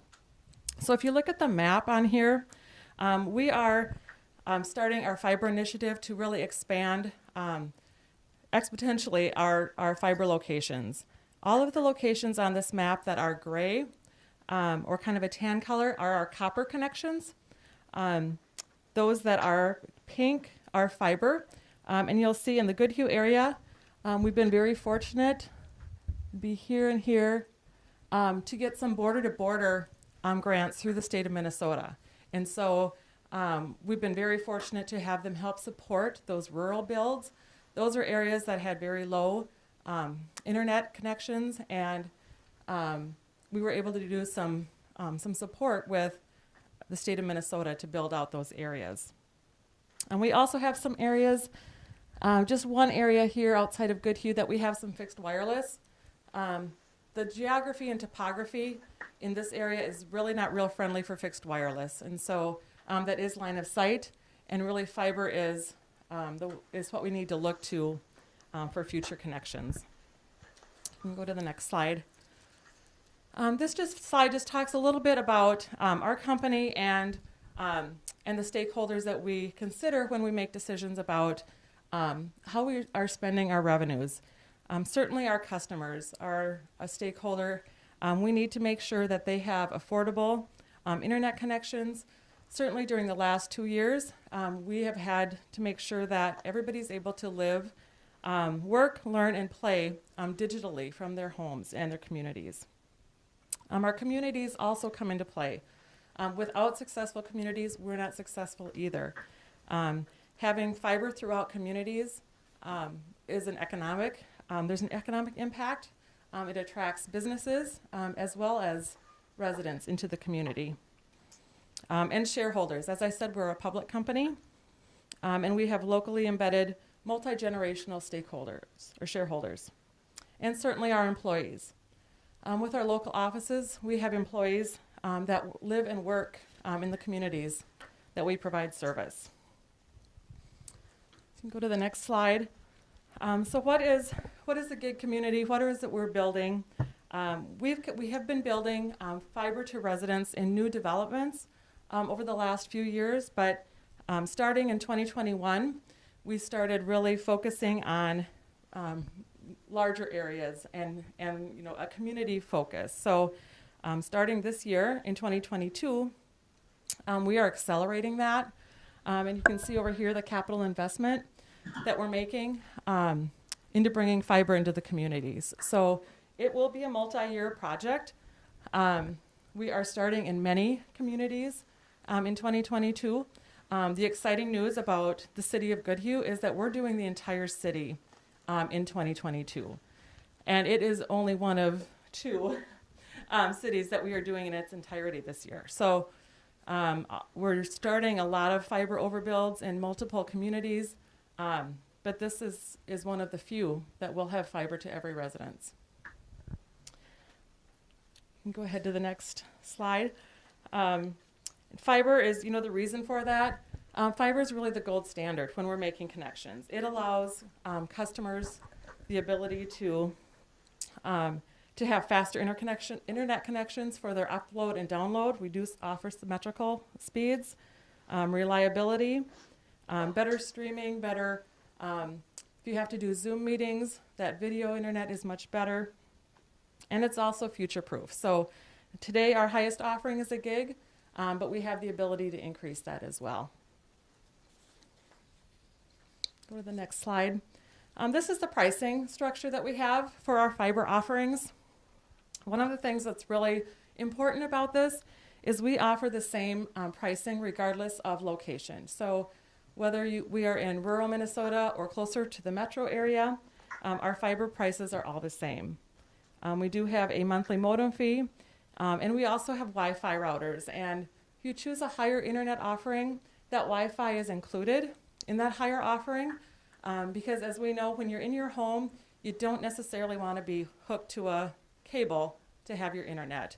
We expect to have Wi-Fi in every room of our home, so that's a really important aspect. We do have federal broadband programs available for qualified households, and we will be bringing that drop that fiber drop to the customer home for no charge. Everyone will have to convert to a fiber offering. We will be decommissioning our legacy network, and we will, if someone does not want the service, that's okay too, but we're not going to bring a drop to the home unless they do have service. Go to the next slide.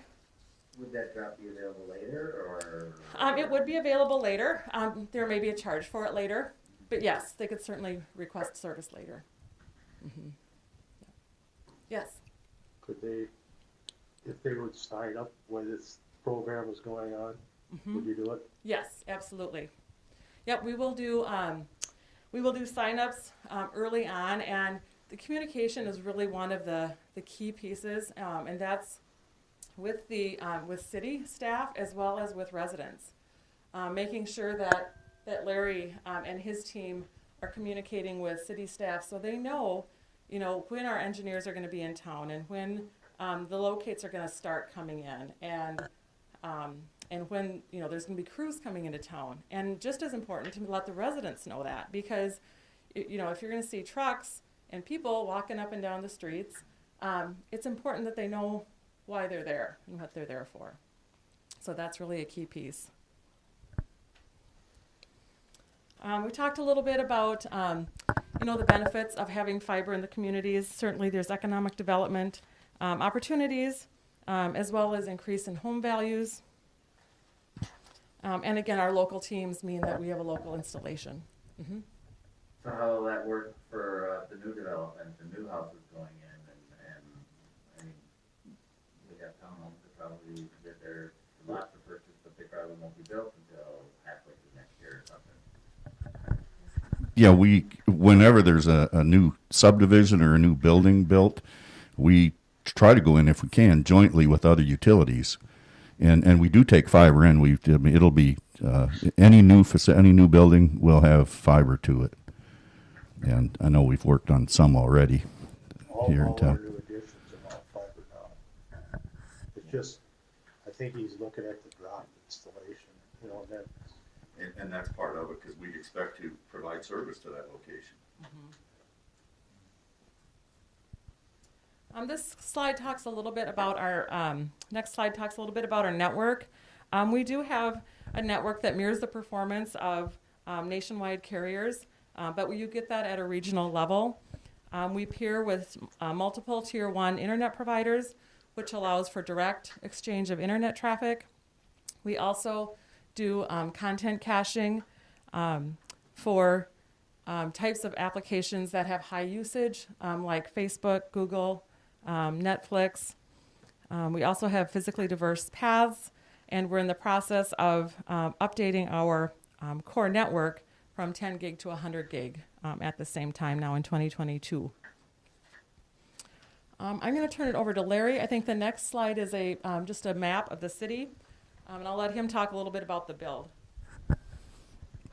Yeah, I'm not sure there's a whole lot of value in looking at the map other than to know that, we will be overbuilding the entire city with fiber optics to the homes and the businesses. We are finalizing the design currently of the project. We're securing a contractor for the project as well.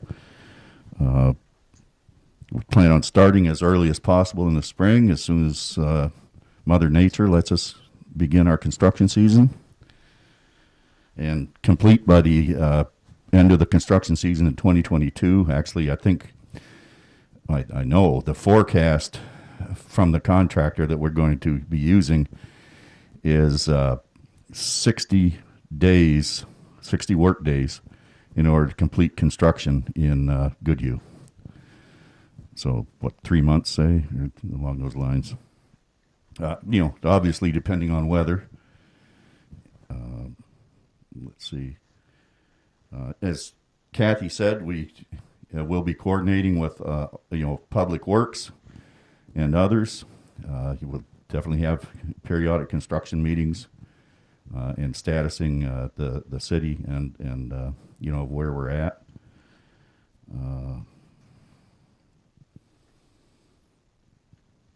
And that's really all I have, other than you know, we're working on trying to get this kicked off as soon as possible in the spring and get it completed as early as possible, so conversions from the copper network that folks currently are served over to the fiber network can be done well before the end of the year.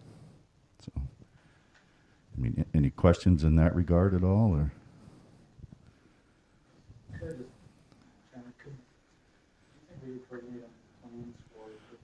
Without a doubt, with the road construction that's going on, yeah. We're fortunate to have a gentleman that works with me here locally in the community. So, yeah, we're counting on being on top of that. Okay, Kathy. All right.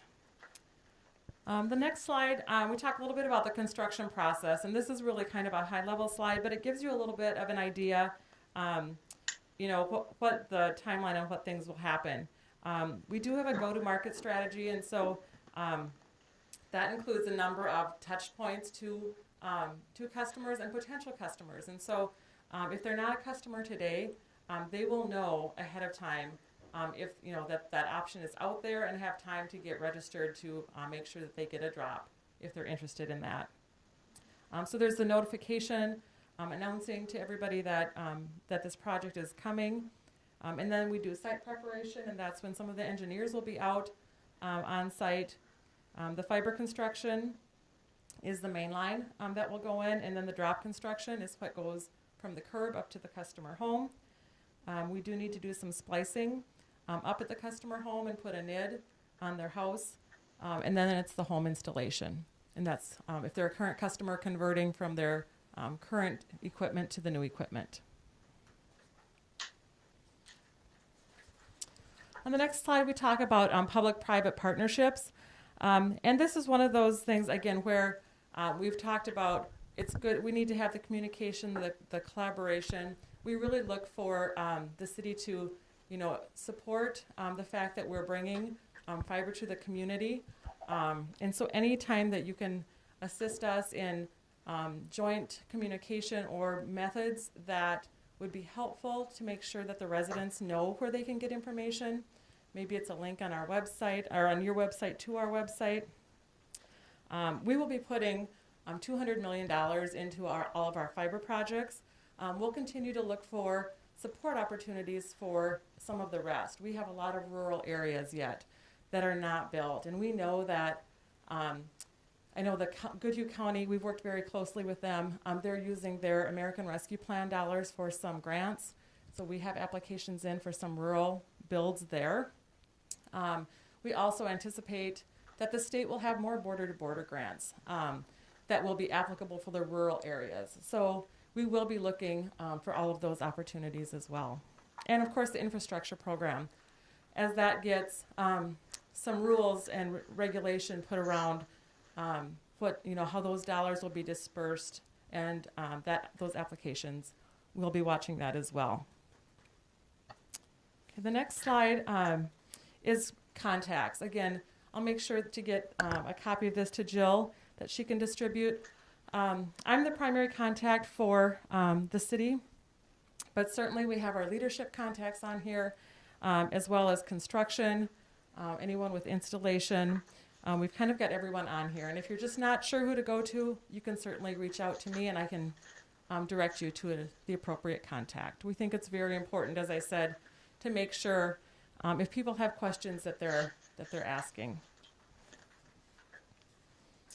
All right, and then the next is really just the next steps, and that is, as I said, Larry will be coordinating with the city, utilities as our plans become more defined. I know that they're about this close to getting their contractor inked, so that will be a really good first step, our next step for us.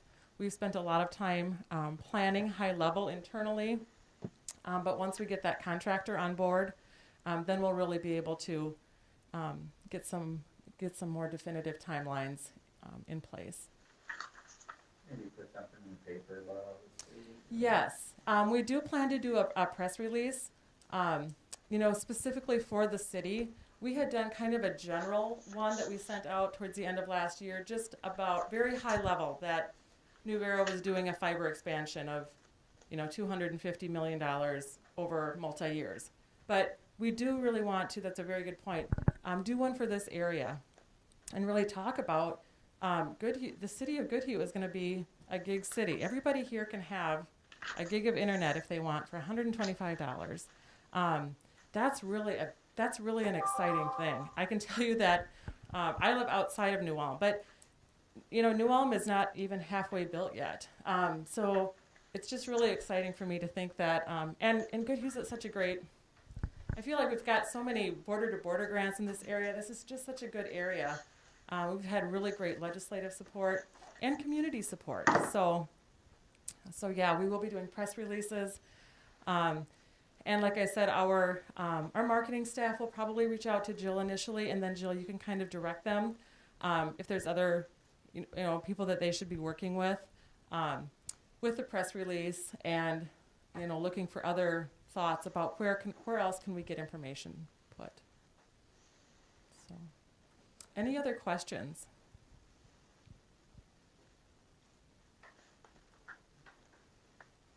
Yes, Mr. Mayor, do you have a question? Well, I know everything that's going on here. But, I was just thinking, press release, are you gonna think we're gonna have a kickoff like we did do for border or something? I think we'd like to. Like I said, I haven't talked to marketing in detail, but I do think the fact that that Goodhue will be, and Larry, correct me if I'm wrong, I think that Goodhue, the other city that we're doing completely this year will be Glencoe. Glencoe's a little bit bigger, so I think we'll have Goodhue done first. And I think that's, I think that would be just nice to have an event to talk about that. I mean, that way, we put it out and we have that, then more people that do have questions. Yes. Yep. That's just my personal feeling. Yeah. No, that's a very, very good idea. And I think it's also helpful. I know we did a smaller area of New Ulm last year as kind of a trial area, and we learned some things, which was good. And that's why, communication, we learned you just really can't over communicate. But we set up some days where we had just a question and answer time. So if people had questions about the process and the what ifs, they could come and talk to somebody, see somebody, talk to them, those types of things. And whether we do some extended hours at the office, or do some Saturdays, or do something outside, I think we'll look at all those different options.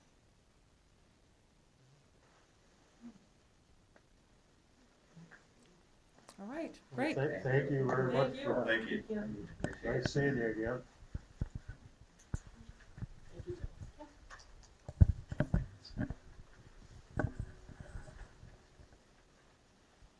Don't be strangers, you can keep coming over.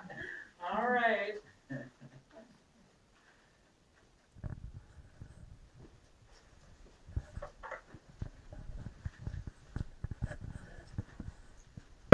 I know. Bye-bye. Telephones, Chief Smith. Sir?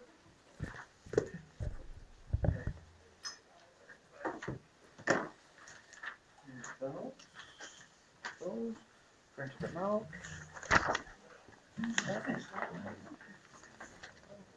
Yeah. Yeah, see, Jim. You bet.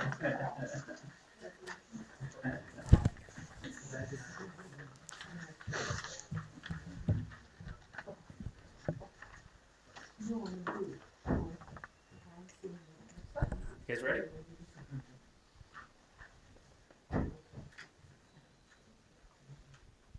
Okay, so I talked to you guys last time. I'm back. Ended up talking to Nuvera, Red Wing Tech Solutions. Kind of got everything put together the way it needs to be done. So if you look at the Nuvera, it's not too much different than it was last time. Besides, they took out one of the aspects, which would have been the on the very last page, which that's not. Should have thought that one through. The 24-port PoE switch. They took that off of the Nuvera one.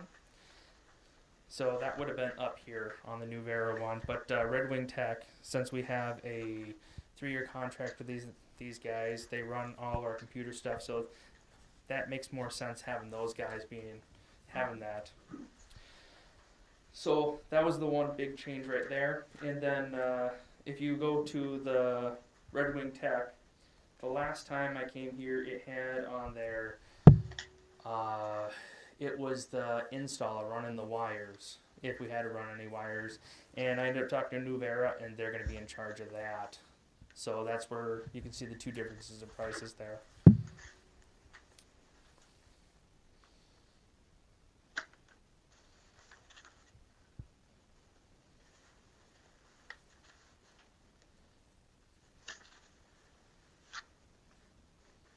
So if there's any questions. So, Red Wing Tech, the total install price for everything you want, that's that $942.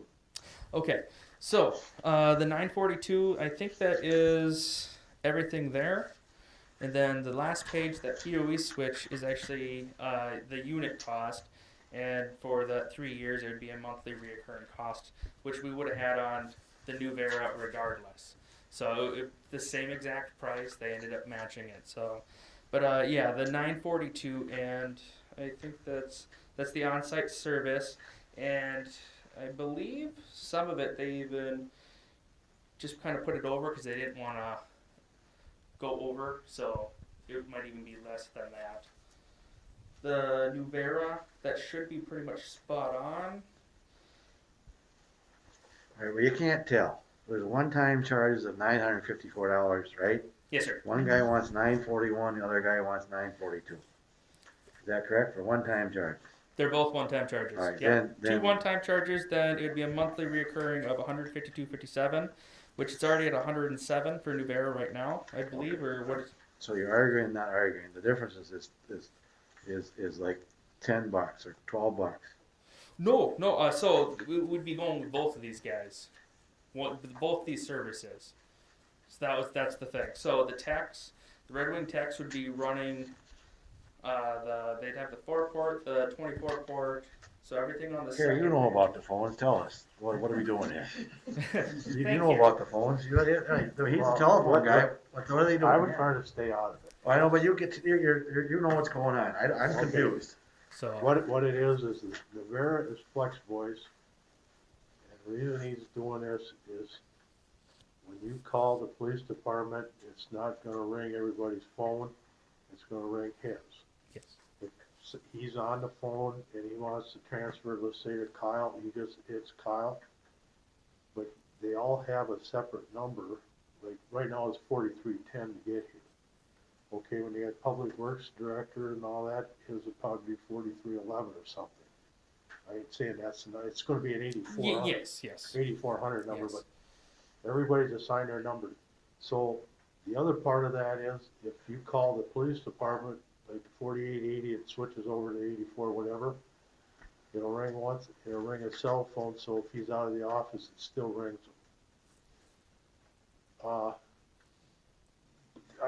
This isn't a key system for the other one. I can't hear you. This is not a key system for the other one, right? What do you mean key system? That box that's gonna be outdated in 4 years? No. That's what I'm saying. No. So they'll keep upgrading as I talked last time. Sorry. I know it, but. I can't remember what I said last time, but this time. So if there's gaps, I do apologize. You were yes, saying so- last time that Red Wing wanted Nuvera to do it because of the flex voice, the controlling of it, so they don't have to do updates. Any updates will be done by Nuvera. Nuvera will be doing the updates as things go outdated. They will keep it updated. So that's So- why we're going with Nuvera for that's- that portion. That's And all. then the other portion is also part of having the IT tech services working on that. And then, so the second page is actually the running the cord out to the garage with the antenna on the side of the building. There'll be an antenna on the other side of that building. So you'd have phone systems for that. To reach the other building. To reach the other building. So that's what the second page is. So this is taking care of the main building, this is taking care of the secondary building. So we have Public Works Director and a Public Works Assistant hired. They can be out there for their offices and we can still get a hold of them. Absolutely. We can get them in both garages, they'll have Plus- internet out there, everything. So actually, the one has the phone part of it, and the other one's strictly the internet part of it.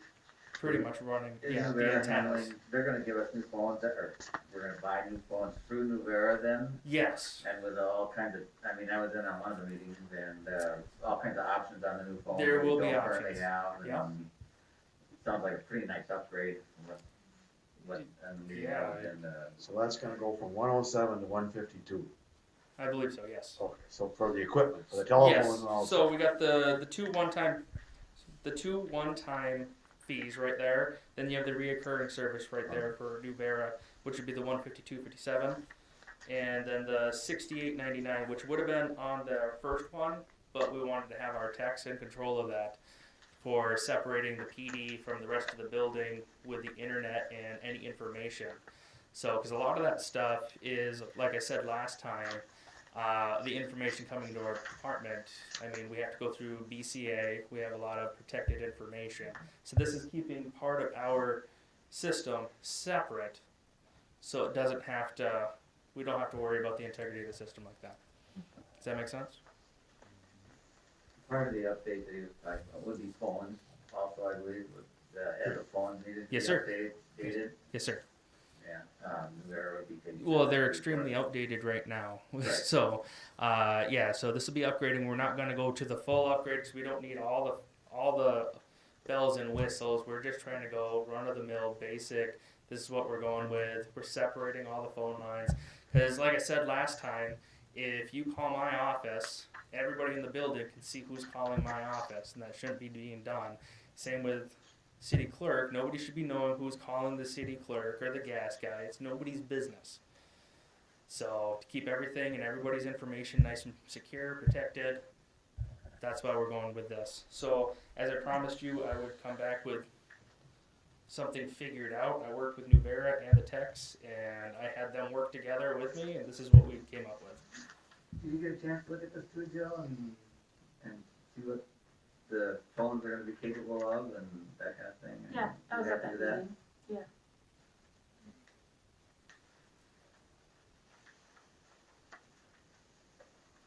Anybody got any questions?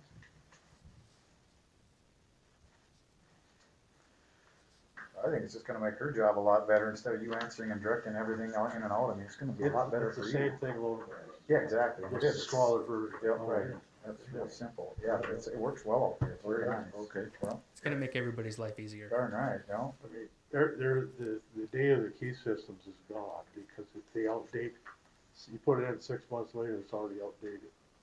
Yeah. This keeps everything up to date, and I don't care who the company is. With Flex Voice is the way to go. I'd agree. It is. I'd agree, and I Wow. talked to the techs, and they agree. So everybody, like I said, we're all working together, and this is what we come up with. I need a motion, yeah. we'll do that. Motion to go with this or not? Well, from what I saw, it was good, and with the meeting I had, the options, even though they're kind of bare bones, they're, 10 times a little now. Well, you could always Yeah, add them in yeah, later yeah. too if you need something. Sure. Yep. And so, yeah, I guess I make a motion that we go with the new phone system. I think it's way time, and like I said, ours is outdated and doesn't work well, and as it should for our city, so. Yeah, well, just to keep each department separate is huge. Absolutely. I mean, that's a big deal there. And be able to upgrade to the new building. Yep. Would be great. So do I have a second? I second. Motion made and second to go with the new phone system between Nuvera and Red Wing Technologies. All in favor, say aye. Aye. Thank you very much. Motion's carried. Employee handbook updates. Thanks for working on it, too, John. Thank you. Yeah, thanks, Josh.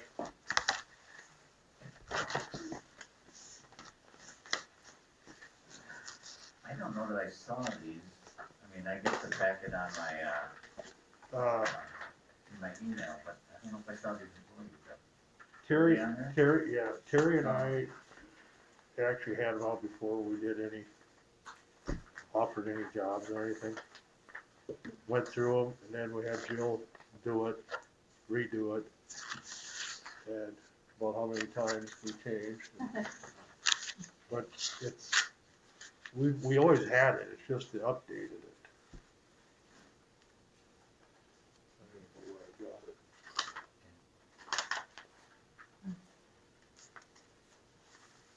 So the changes are on page 8, Gary, about the 50-cent raise, is that right?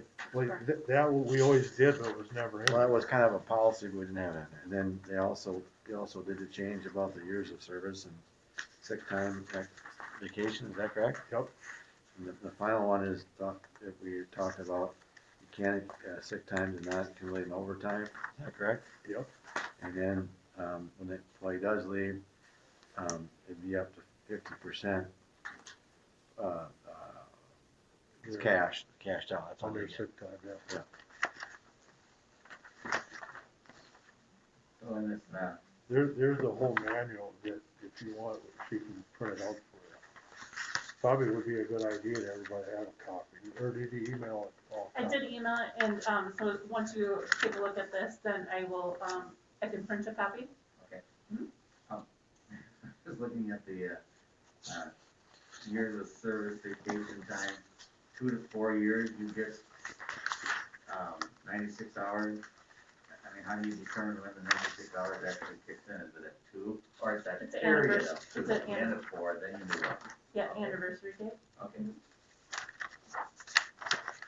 That was in there, the only thing we did on that was change the years on it, cause it had 1 year, then it had 2 to 5 years, and then the other one had 5 years to 10 years. And then the following line said the 10 years again, so we wanted it, So that's the only thing I had changed in it, just to clarify the years. and then on page 11, I only highlighted, that's the only difference on that sick leave, is just to highlight it, to make sure that it stands out. Okay, that was there before, It yeah. was there Yeah, before. I thought it was, yeah. How many holidays do we have? That is listed on page 10, and then, you might not have that currently, but if you take a look up here on the monitor, we have 1, 2, 3, 4, 5, 6, 7, 8, 9, 10, 11, 12. 10, but with 2 half days, depending on the, how Christmas and New Year's fall, we work half days. Pretty nice holiday. That's better than I got. No. Better than I have now, but I had about that in the factory where I worked. So, yeah. They got that's a legal holidays for government officials, Yeah, I so. think probably for city and government, yeah. Yep. Well, and I was just thinking that helps as far as, you know, you only have 1 year vacation the first year, but if you have 10 holidays, Oh, yeah. I mean, that really helps, you know, that really helps, so, yeah. plus they could accumulate comp time if they wanted to, Oh, sure, sure, so much of that. yeah. Thank you for coming, you guys. Yep, have a good night. We need to upgrade this, or I mean, We just need a motion that approve the upgrades to it. I move that we approve these updates. Wait, I got a second? Yeah, I'll second. Motion made and second to approve the updates, all in favor, say aye. Aye. Opposed? Motion's carried. Pool ordinance.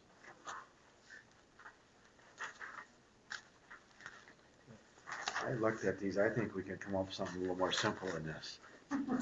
I really do. I mean, I don't think we gotta get into so much about construction, more just about, they gotta have a fence and those type of things. I was thinking for the pool up here. Yeah, Carrie and I think we'll get something for the next meeting. Is it Just something okay? simple. Is it Right. a little more to work on? Yeah. Okay, yeah. Sounds good to me. Yep. Yeah. All ordinances. So will above ground pools be included in this too? Well, I guess we probably should. I mean, if it's, Oh, yeah. Several of those. It's the same liabilities. in yeah, them, you yeah, know? yeah. You know? I think it just should apply to all pools, I guess. Yeah. After so many gallons. Yeah. Otherwise, So many gallons, like, they mentioned the ones that you can store. Yeah, the away, wading you know, pool, with the yeah, kids. yeah. You know, that wouldn't be, and then they mentioned 48 inches. If it's 48 inches or above, then I don't know, if they figure kids can't get up there or what, I didn't quite Yeah, understand that. well, yeah, I didn't really either, because these are a lot about construction and all that kind of stuff. I don't think we, so I think. A lot of it had the amount of water you put in them too. Right. Yeah, We'll come back with something better though. Okay. and then how you get rid of the water when you. Yeah. Yeah, That kind of that's a thing. toughie. Yeah. Oh, Yeah. Okay, so we'll work on that. yeah, it should be in there too. If somebody's putting in a significant amount of water pool, they have to pay for the water. The city shouldn't have to pay for the Well, water. We already do. Okay, good. Well, I was concerned about a few of them. And the one you're concerned about, we did charge. Good, perfect. Why would they not pay? Or you just never know. Look into that. You might look into the, I paid 20,000 to put this pool in, why do I wanna pay a couple hundred to put water in? Yeah, There you yeah. You know, it's, you know, people could tap into a hydrant maybe and try to fill it no, up. the few Yeah, of them but did not- that, but that's why we wanna know how much water's in them, cause that's what they got billed. Okay.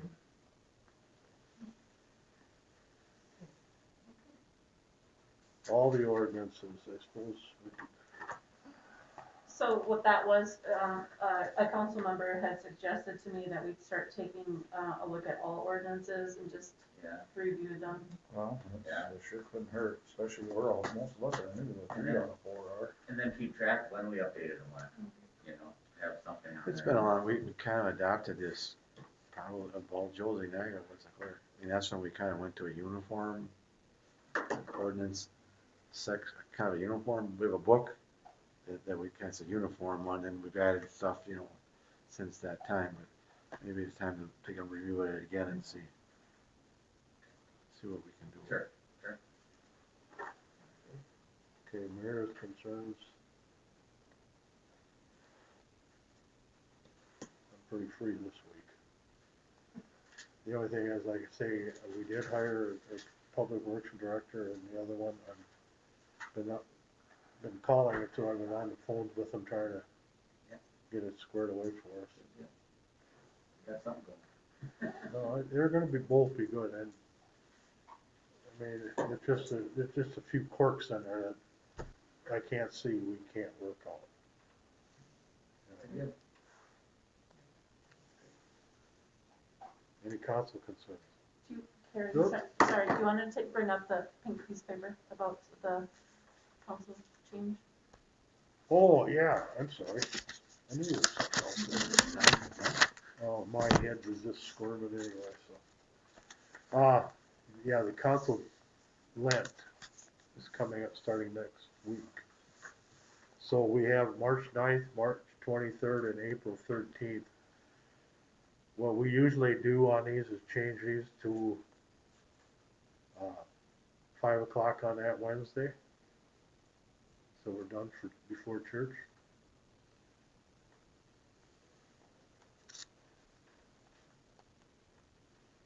Does that work for you at all, Jason? Well, I'll just have to make it work, you know. But I'm not gonna be in church with you after. Just saying. What was it, March 9th, March 23rd, and what else, April something? April So the 13th. next three, Oh, just, okay. Yeah, next 3 council meetings is what it is. Okay, yeah. Wayne, does that interfere? Well, it's tough, but I'll do the best I can to make it, and, you know, if I'm gonna be late or whatever, I'll try to give a call. And that would just be at 5 p.m.? Yes. And, yeah, I can probably be here if my work calls, you know? Yeah. That's okay. Yeah, so. Yes, we do it every other year. So.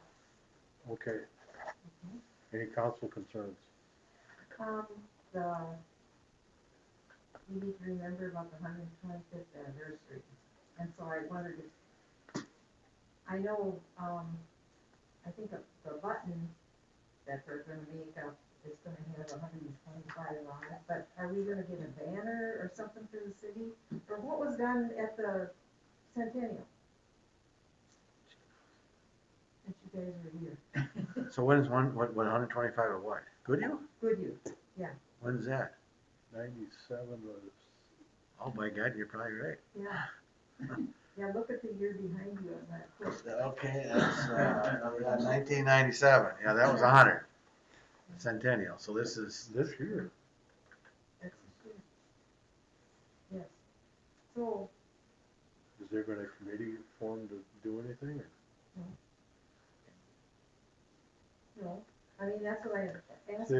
Well, I mean, that's what we had in 97. We had a committee that just did the Centennial. Okay. You want to start that up? Sure. Yeah. That's really what I want. I didn't know it's 120. Hey, please. I mean, we'll help you. Just. Yeah. So just to get other people involved and stuff. Yeah. Yeah. So, I mean, what kinds of things did he do?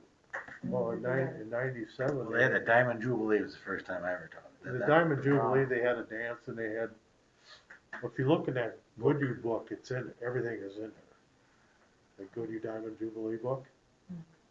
I think I got one. I'll bring one to the next meeting. I have all that stuff. I have a whole file of all this stuff. Then the Centennial, they turned around and had like the Statler Brothers concert here.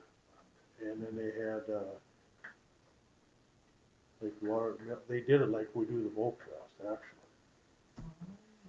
So it wasn't done at the same time as the Folk Fest? Oh, yeah, it was. Yeah, it was, but the city did the Folk Fest, and, you know, everything then. Wasn't the JCs wasn't involved. Yeah, okay. So that's why they did it, you know, so I mean, if you wanna get with, maybe the Folk Fest Planning Committee or something too, make a bigger celebration, but.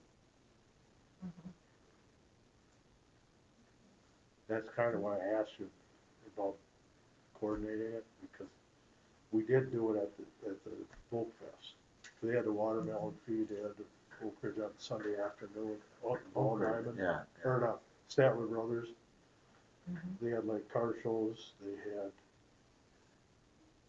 had an old time jail set up because they had the guys having beers. If you didn't have a beer, you got thrown in jail, you know, until you paid them $5 or whatever it was. Just different things for fun, you know.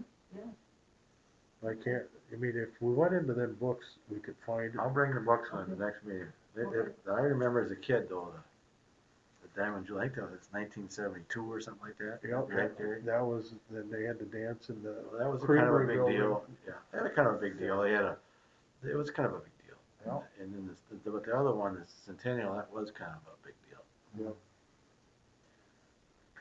I didn't know about 25 years.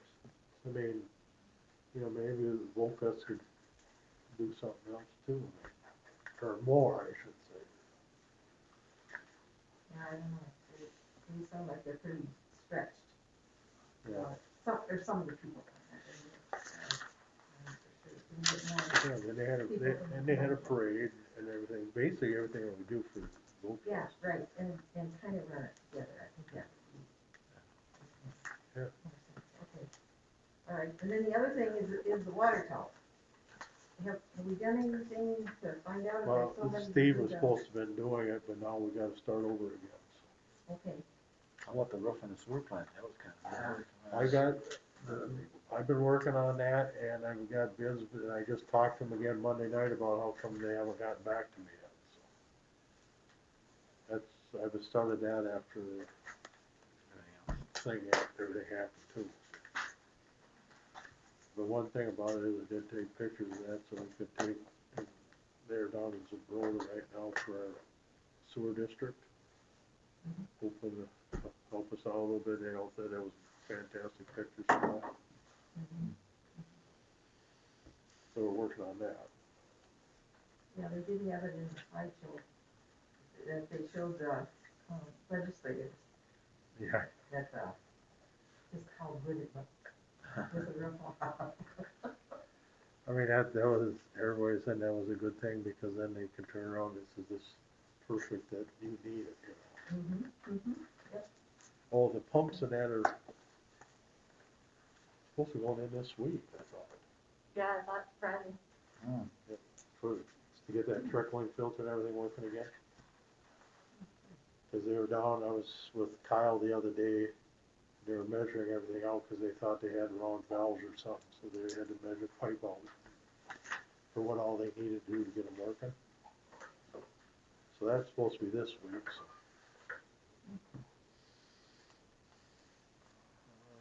Okay, like I said, I attended the Broadway Area Ambulance Association. I'm just gonna hit some highlights there. Like they were talking, all ambulance associations are really having trouble right now. Something they're doing in Zebroda is they've initiated a facility-to-facility transfer, something they haven't done before. They have completed 10 of those so far this year, and they have brought in a revenue of $27,000. Now that isn't all profit, but revenue, so they're pretty excited about that. One of the expenses that's coming up is there's going to be more building and ground maintenance. The building now is 13 years old. It's got cracks in the concrete. They need some painting done here and there, and so it's going to be one of the expenses.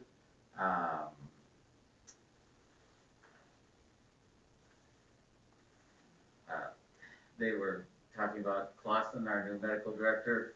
He's done a lot of updates on policies and procedures, so these two do a great job for us. We have a crew now of 27 total employees, which is 2 new employees, which they were talking about how good that was, because 60% of the EMTs across the state have left ambulance services. So, yeah, so there's a real shortage. But Zebroda continues to kind of grow, and they keep their staff, and so Ryan is doing a fantastic job of leading that group and keeping employees and keeping everybody happy to be there.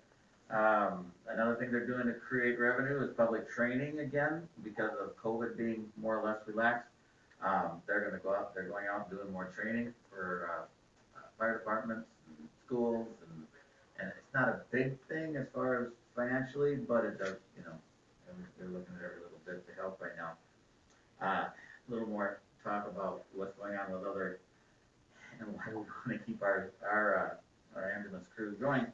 It wasn't too long ago that Mayo bought out the ambulance association in Plainview, and they said they would have a EMT crew there, and then they couldn't maintain that, and then they said they would have a reduced crew, reduced ability in Plainview, and they couldn't do that. And now Plainview doesn't even have their own ambulance association. They have to wait for Mayo to respond for them or somebody else in the area. So kind of what happens if you lose your ambulance association. And even Mayo now has a wait list. They can't respond to all their calls immediately. So yeah, there's a wait list now, a priority wait list they call it. So as you call in and you need ambulance service, if we want that here or from Zimbrota. Call volume is up 14%. We're negative right now, 32,000. In July is when we look at the budget again. We may raise the per capita. You know, we pay so much per household in Goodhue to have the Zimbrota Area Ambulance Association. Right now, I think we're only paying $10 per household, which is very inexpensive. There are some places up to 30, and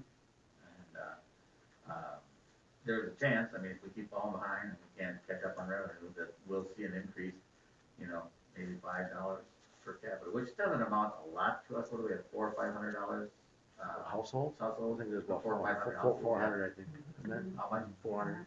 So, you know, $5 raise for us isn't a lot. We can get 15 per household, but like I said, it's just important.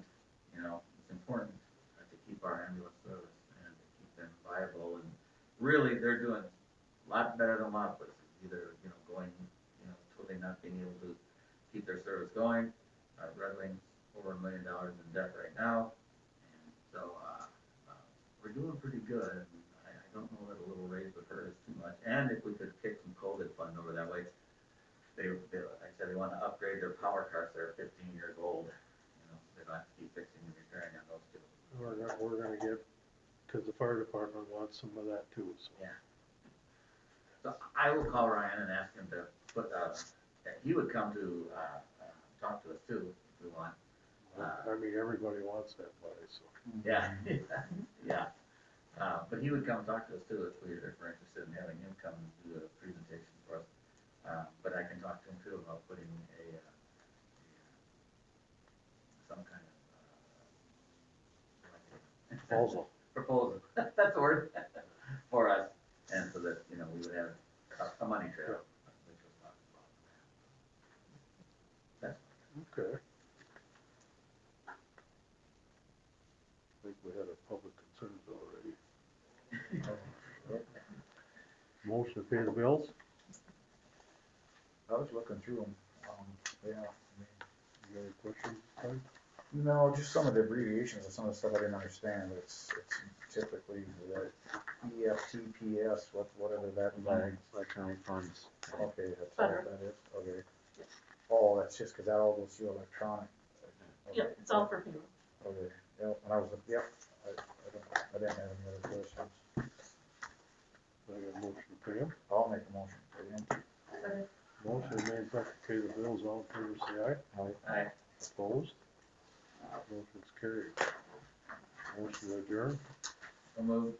Motion made, second, to adjourn. All in favor, say aye. Aye. Opposed? We're adjourned. Yeah, you did pretty good. Pretty good. I knew that one was gonna be long. Yeah. Actually, my deal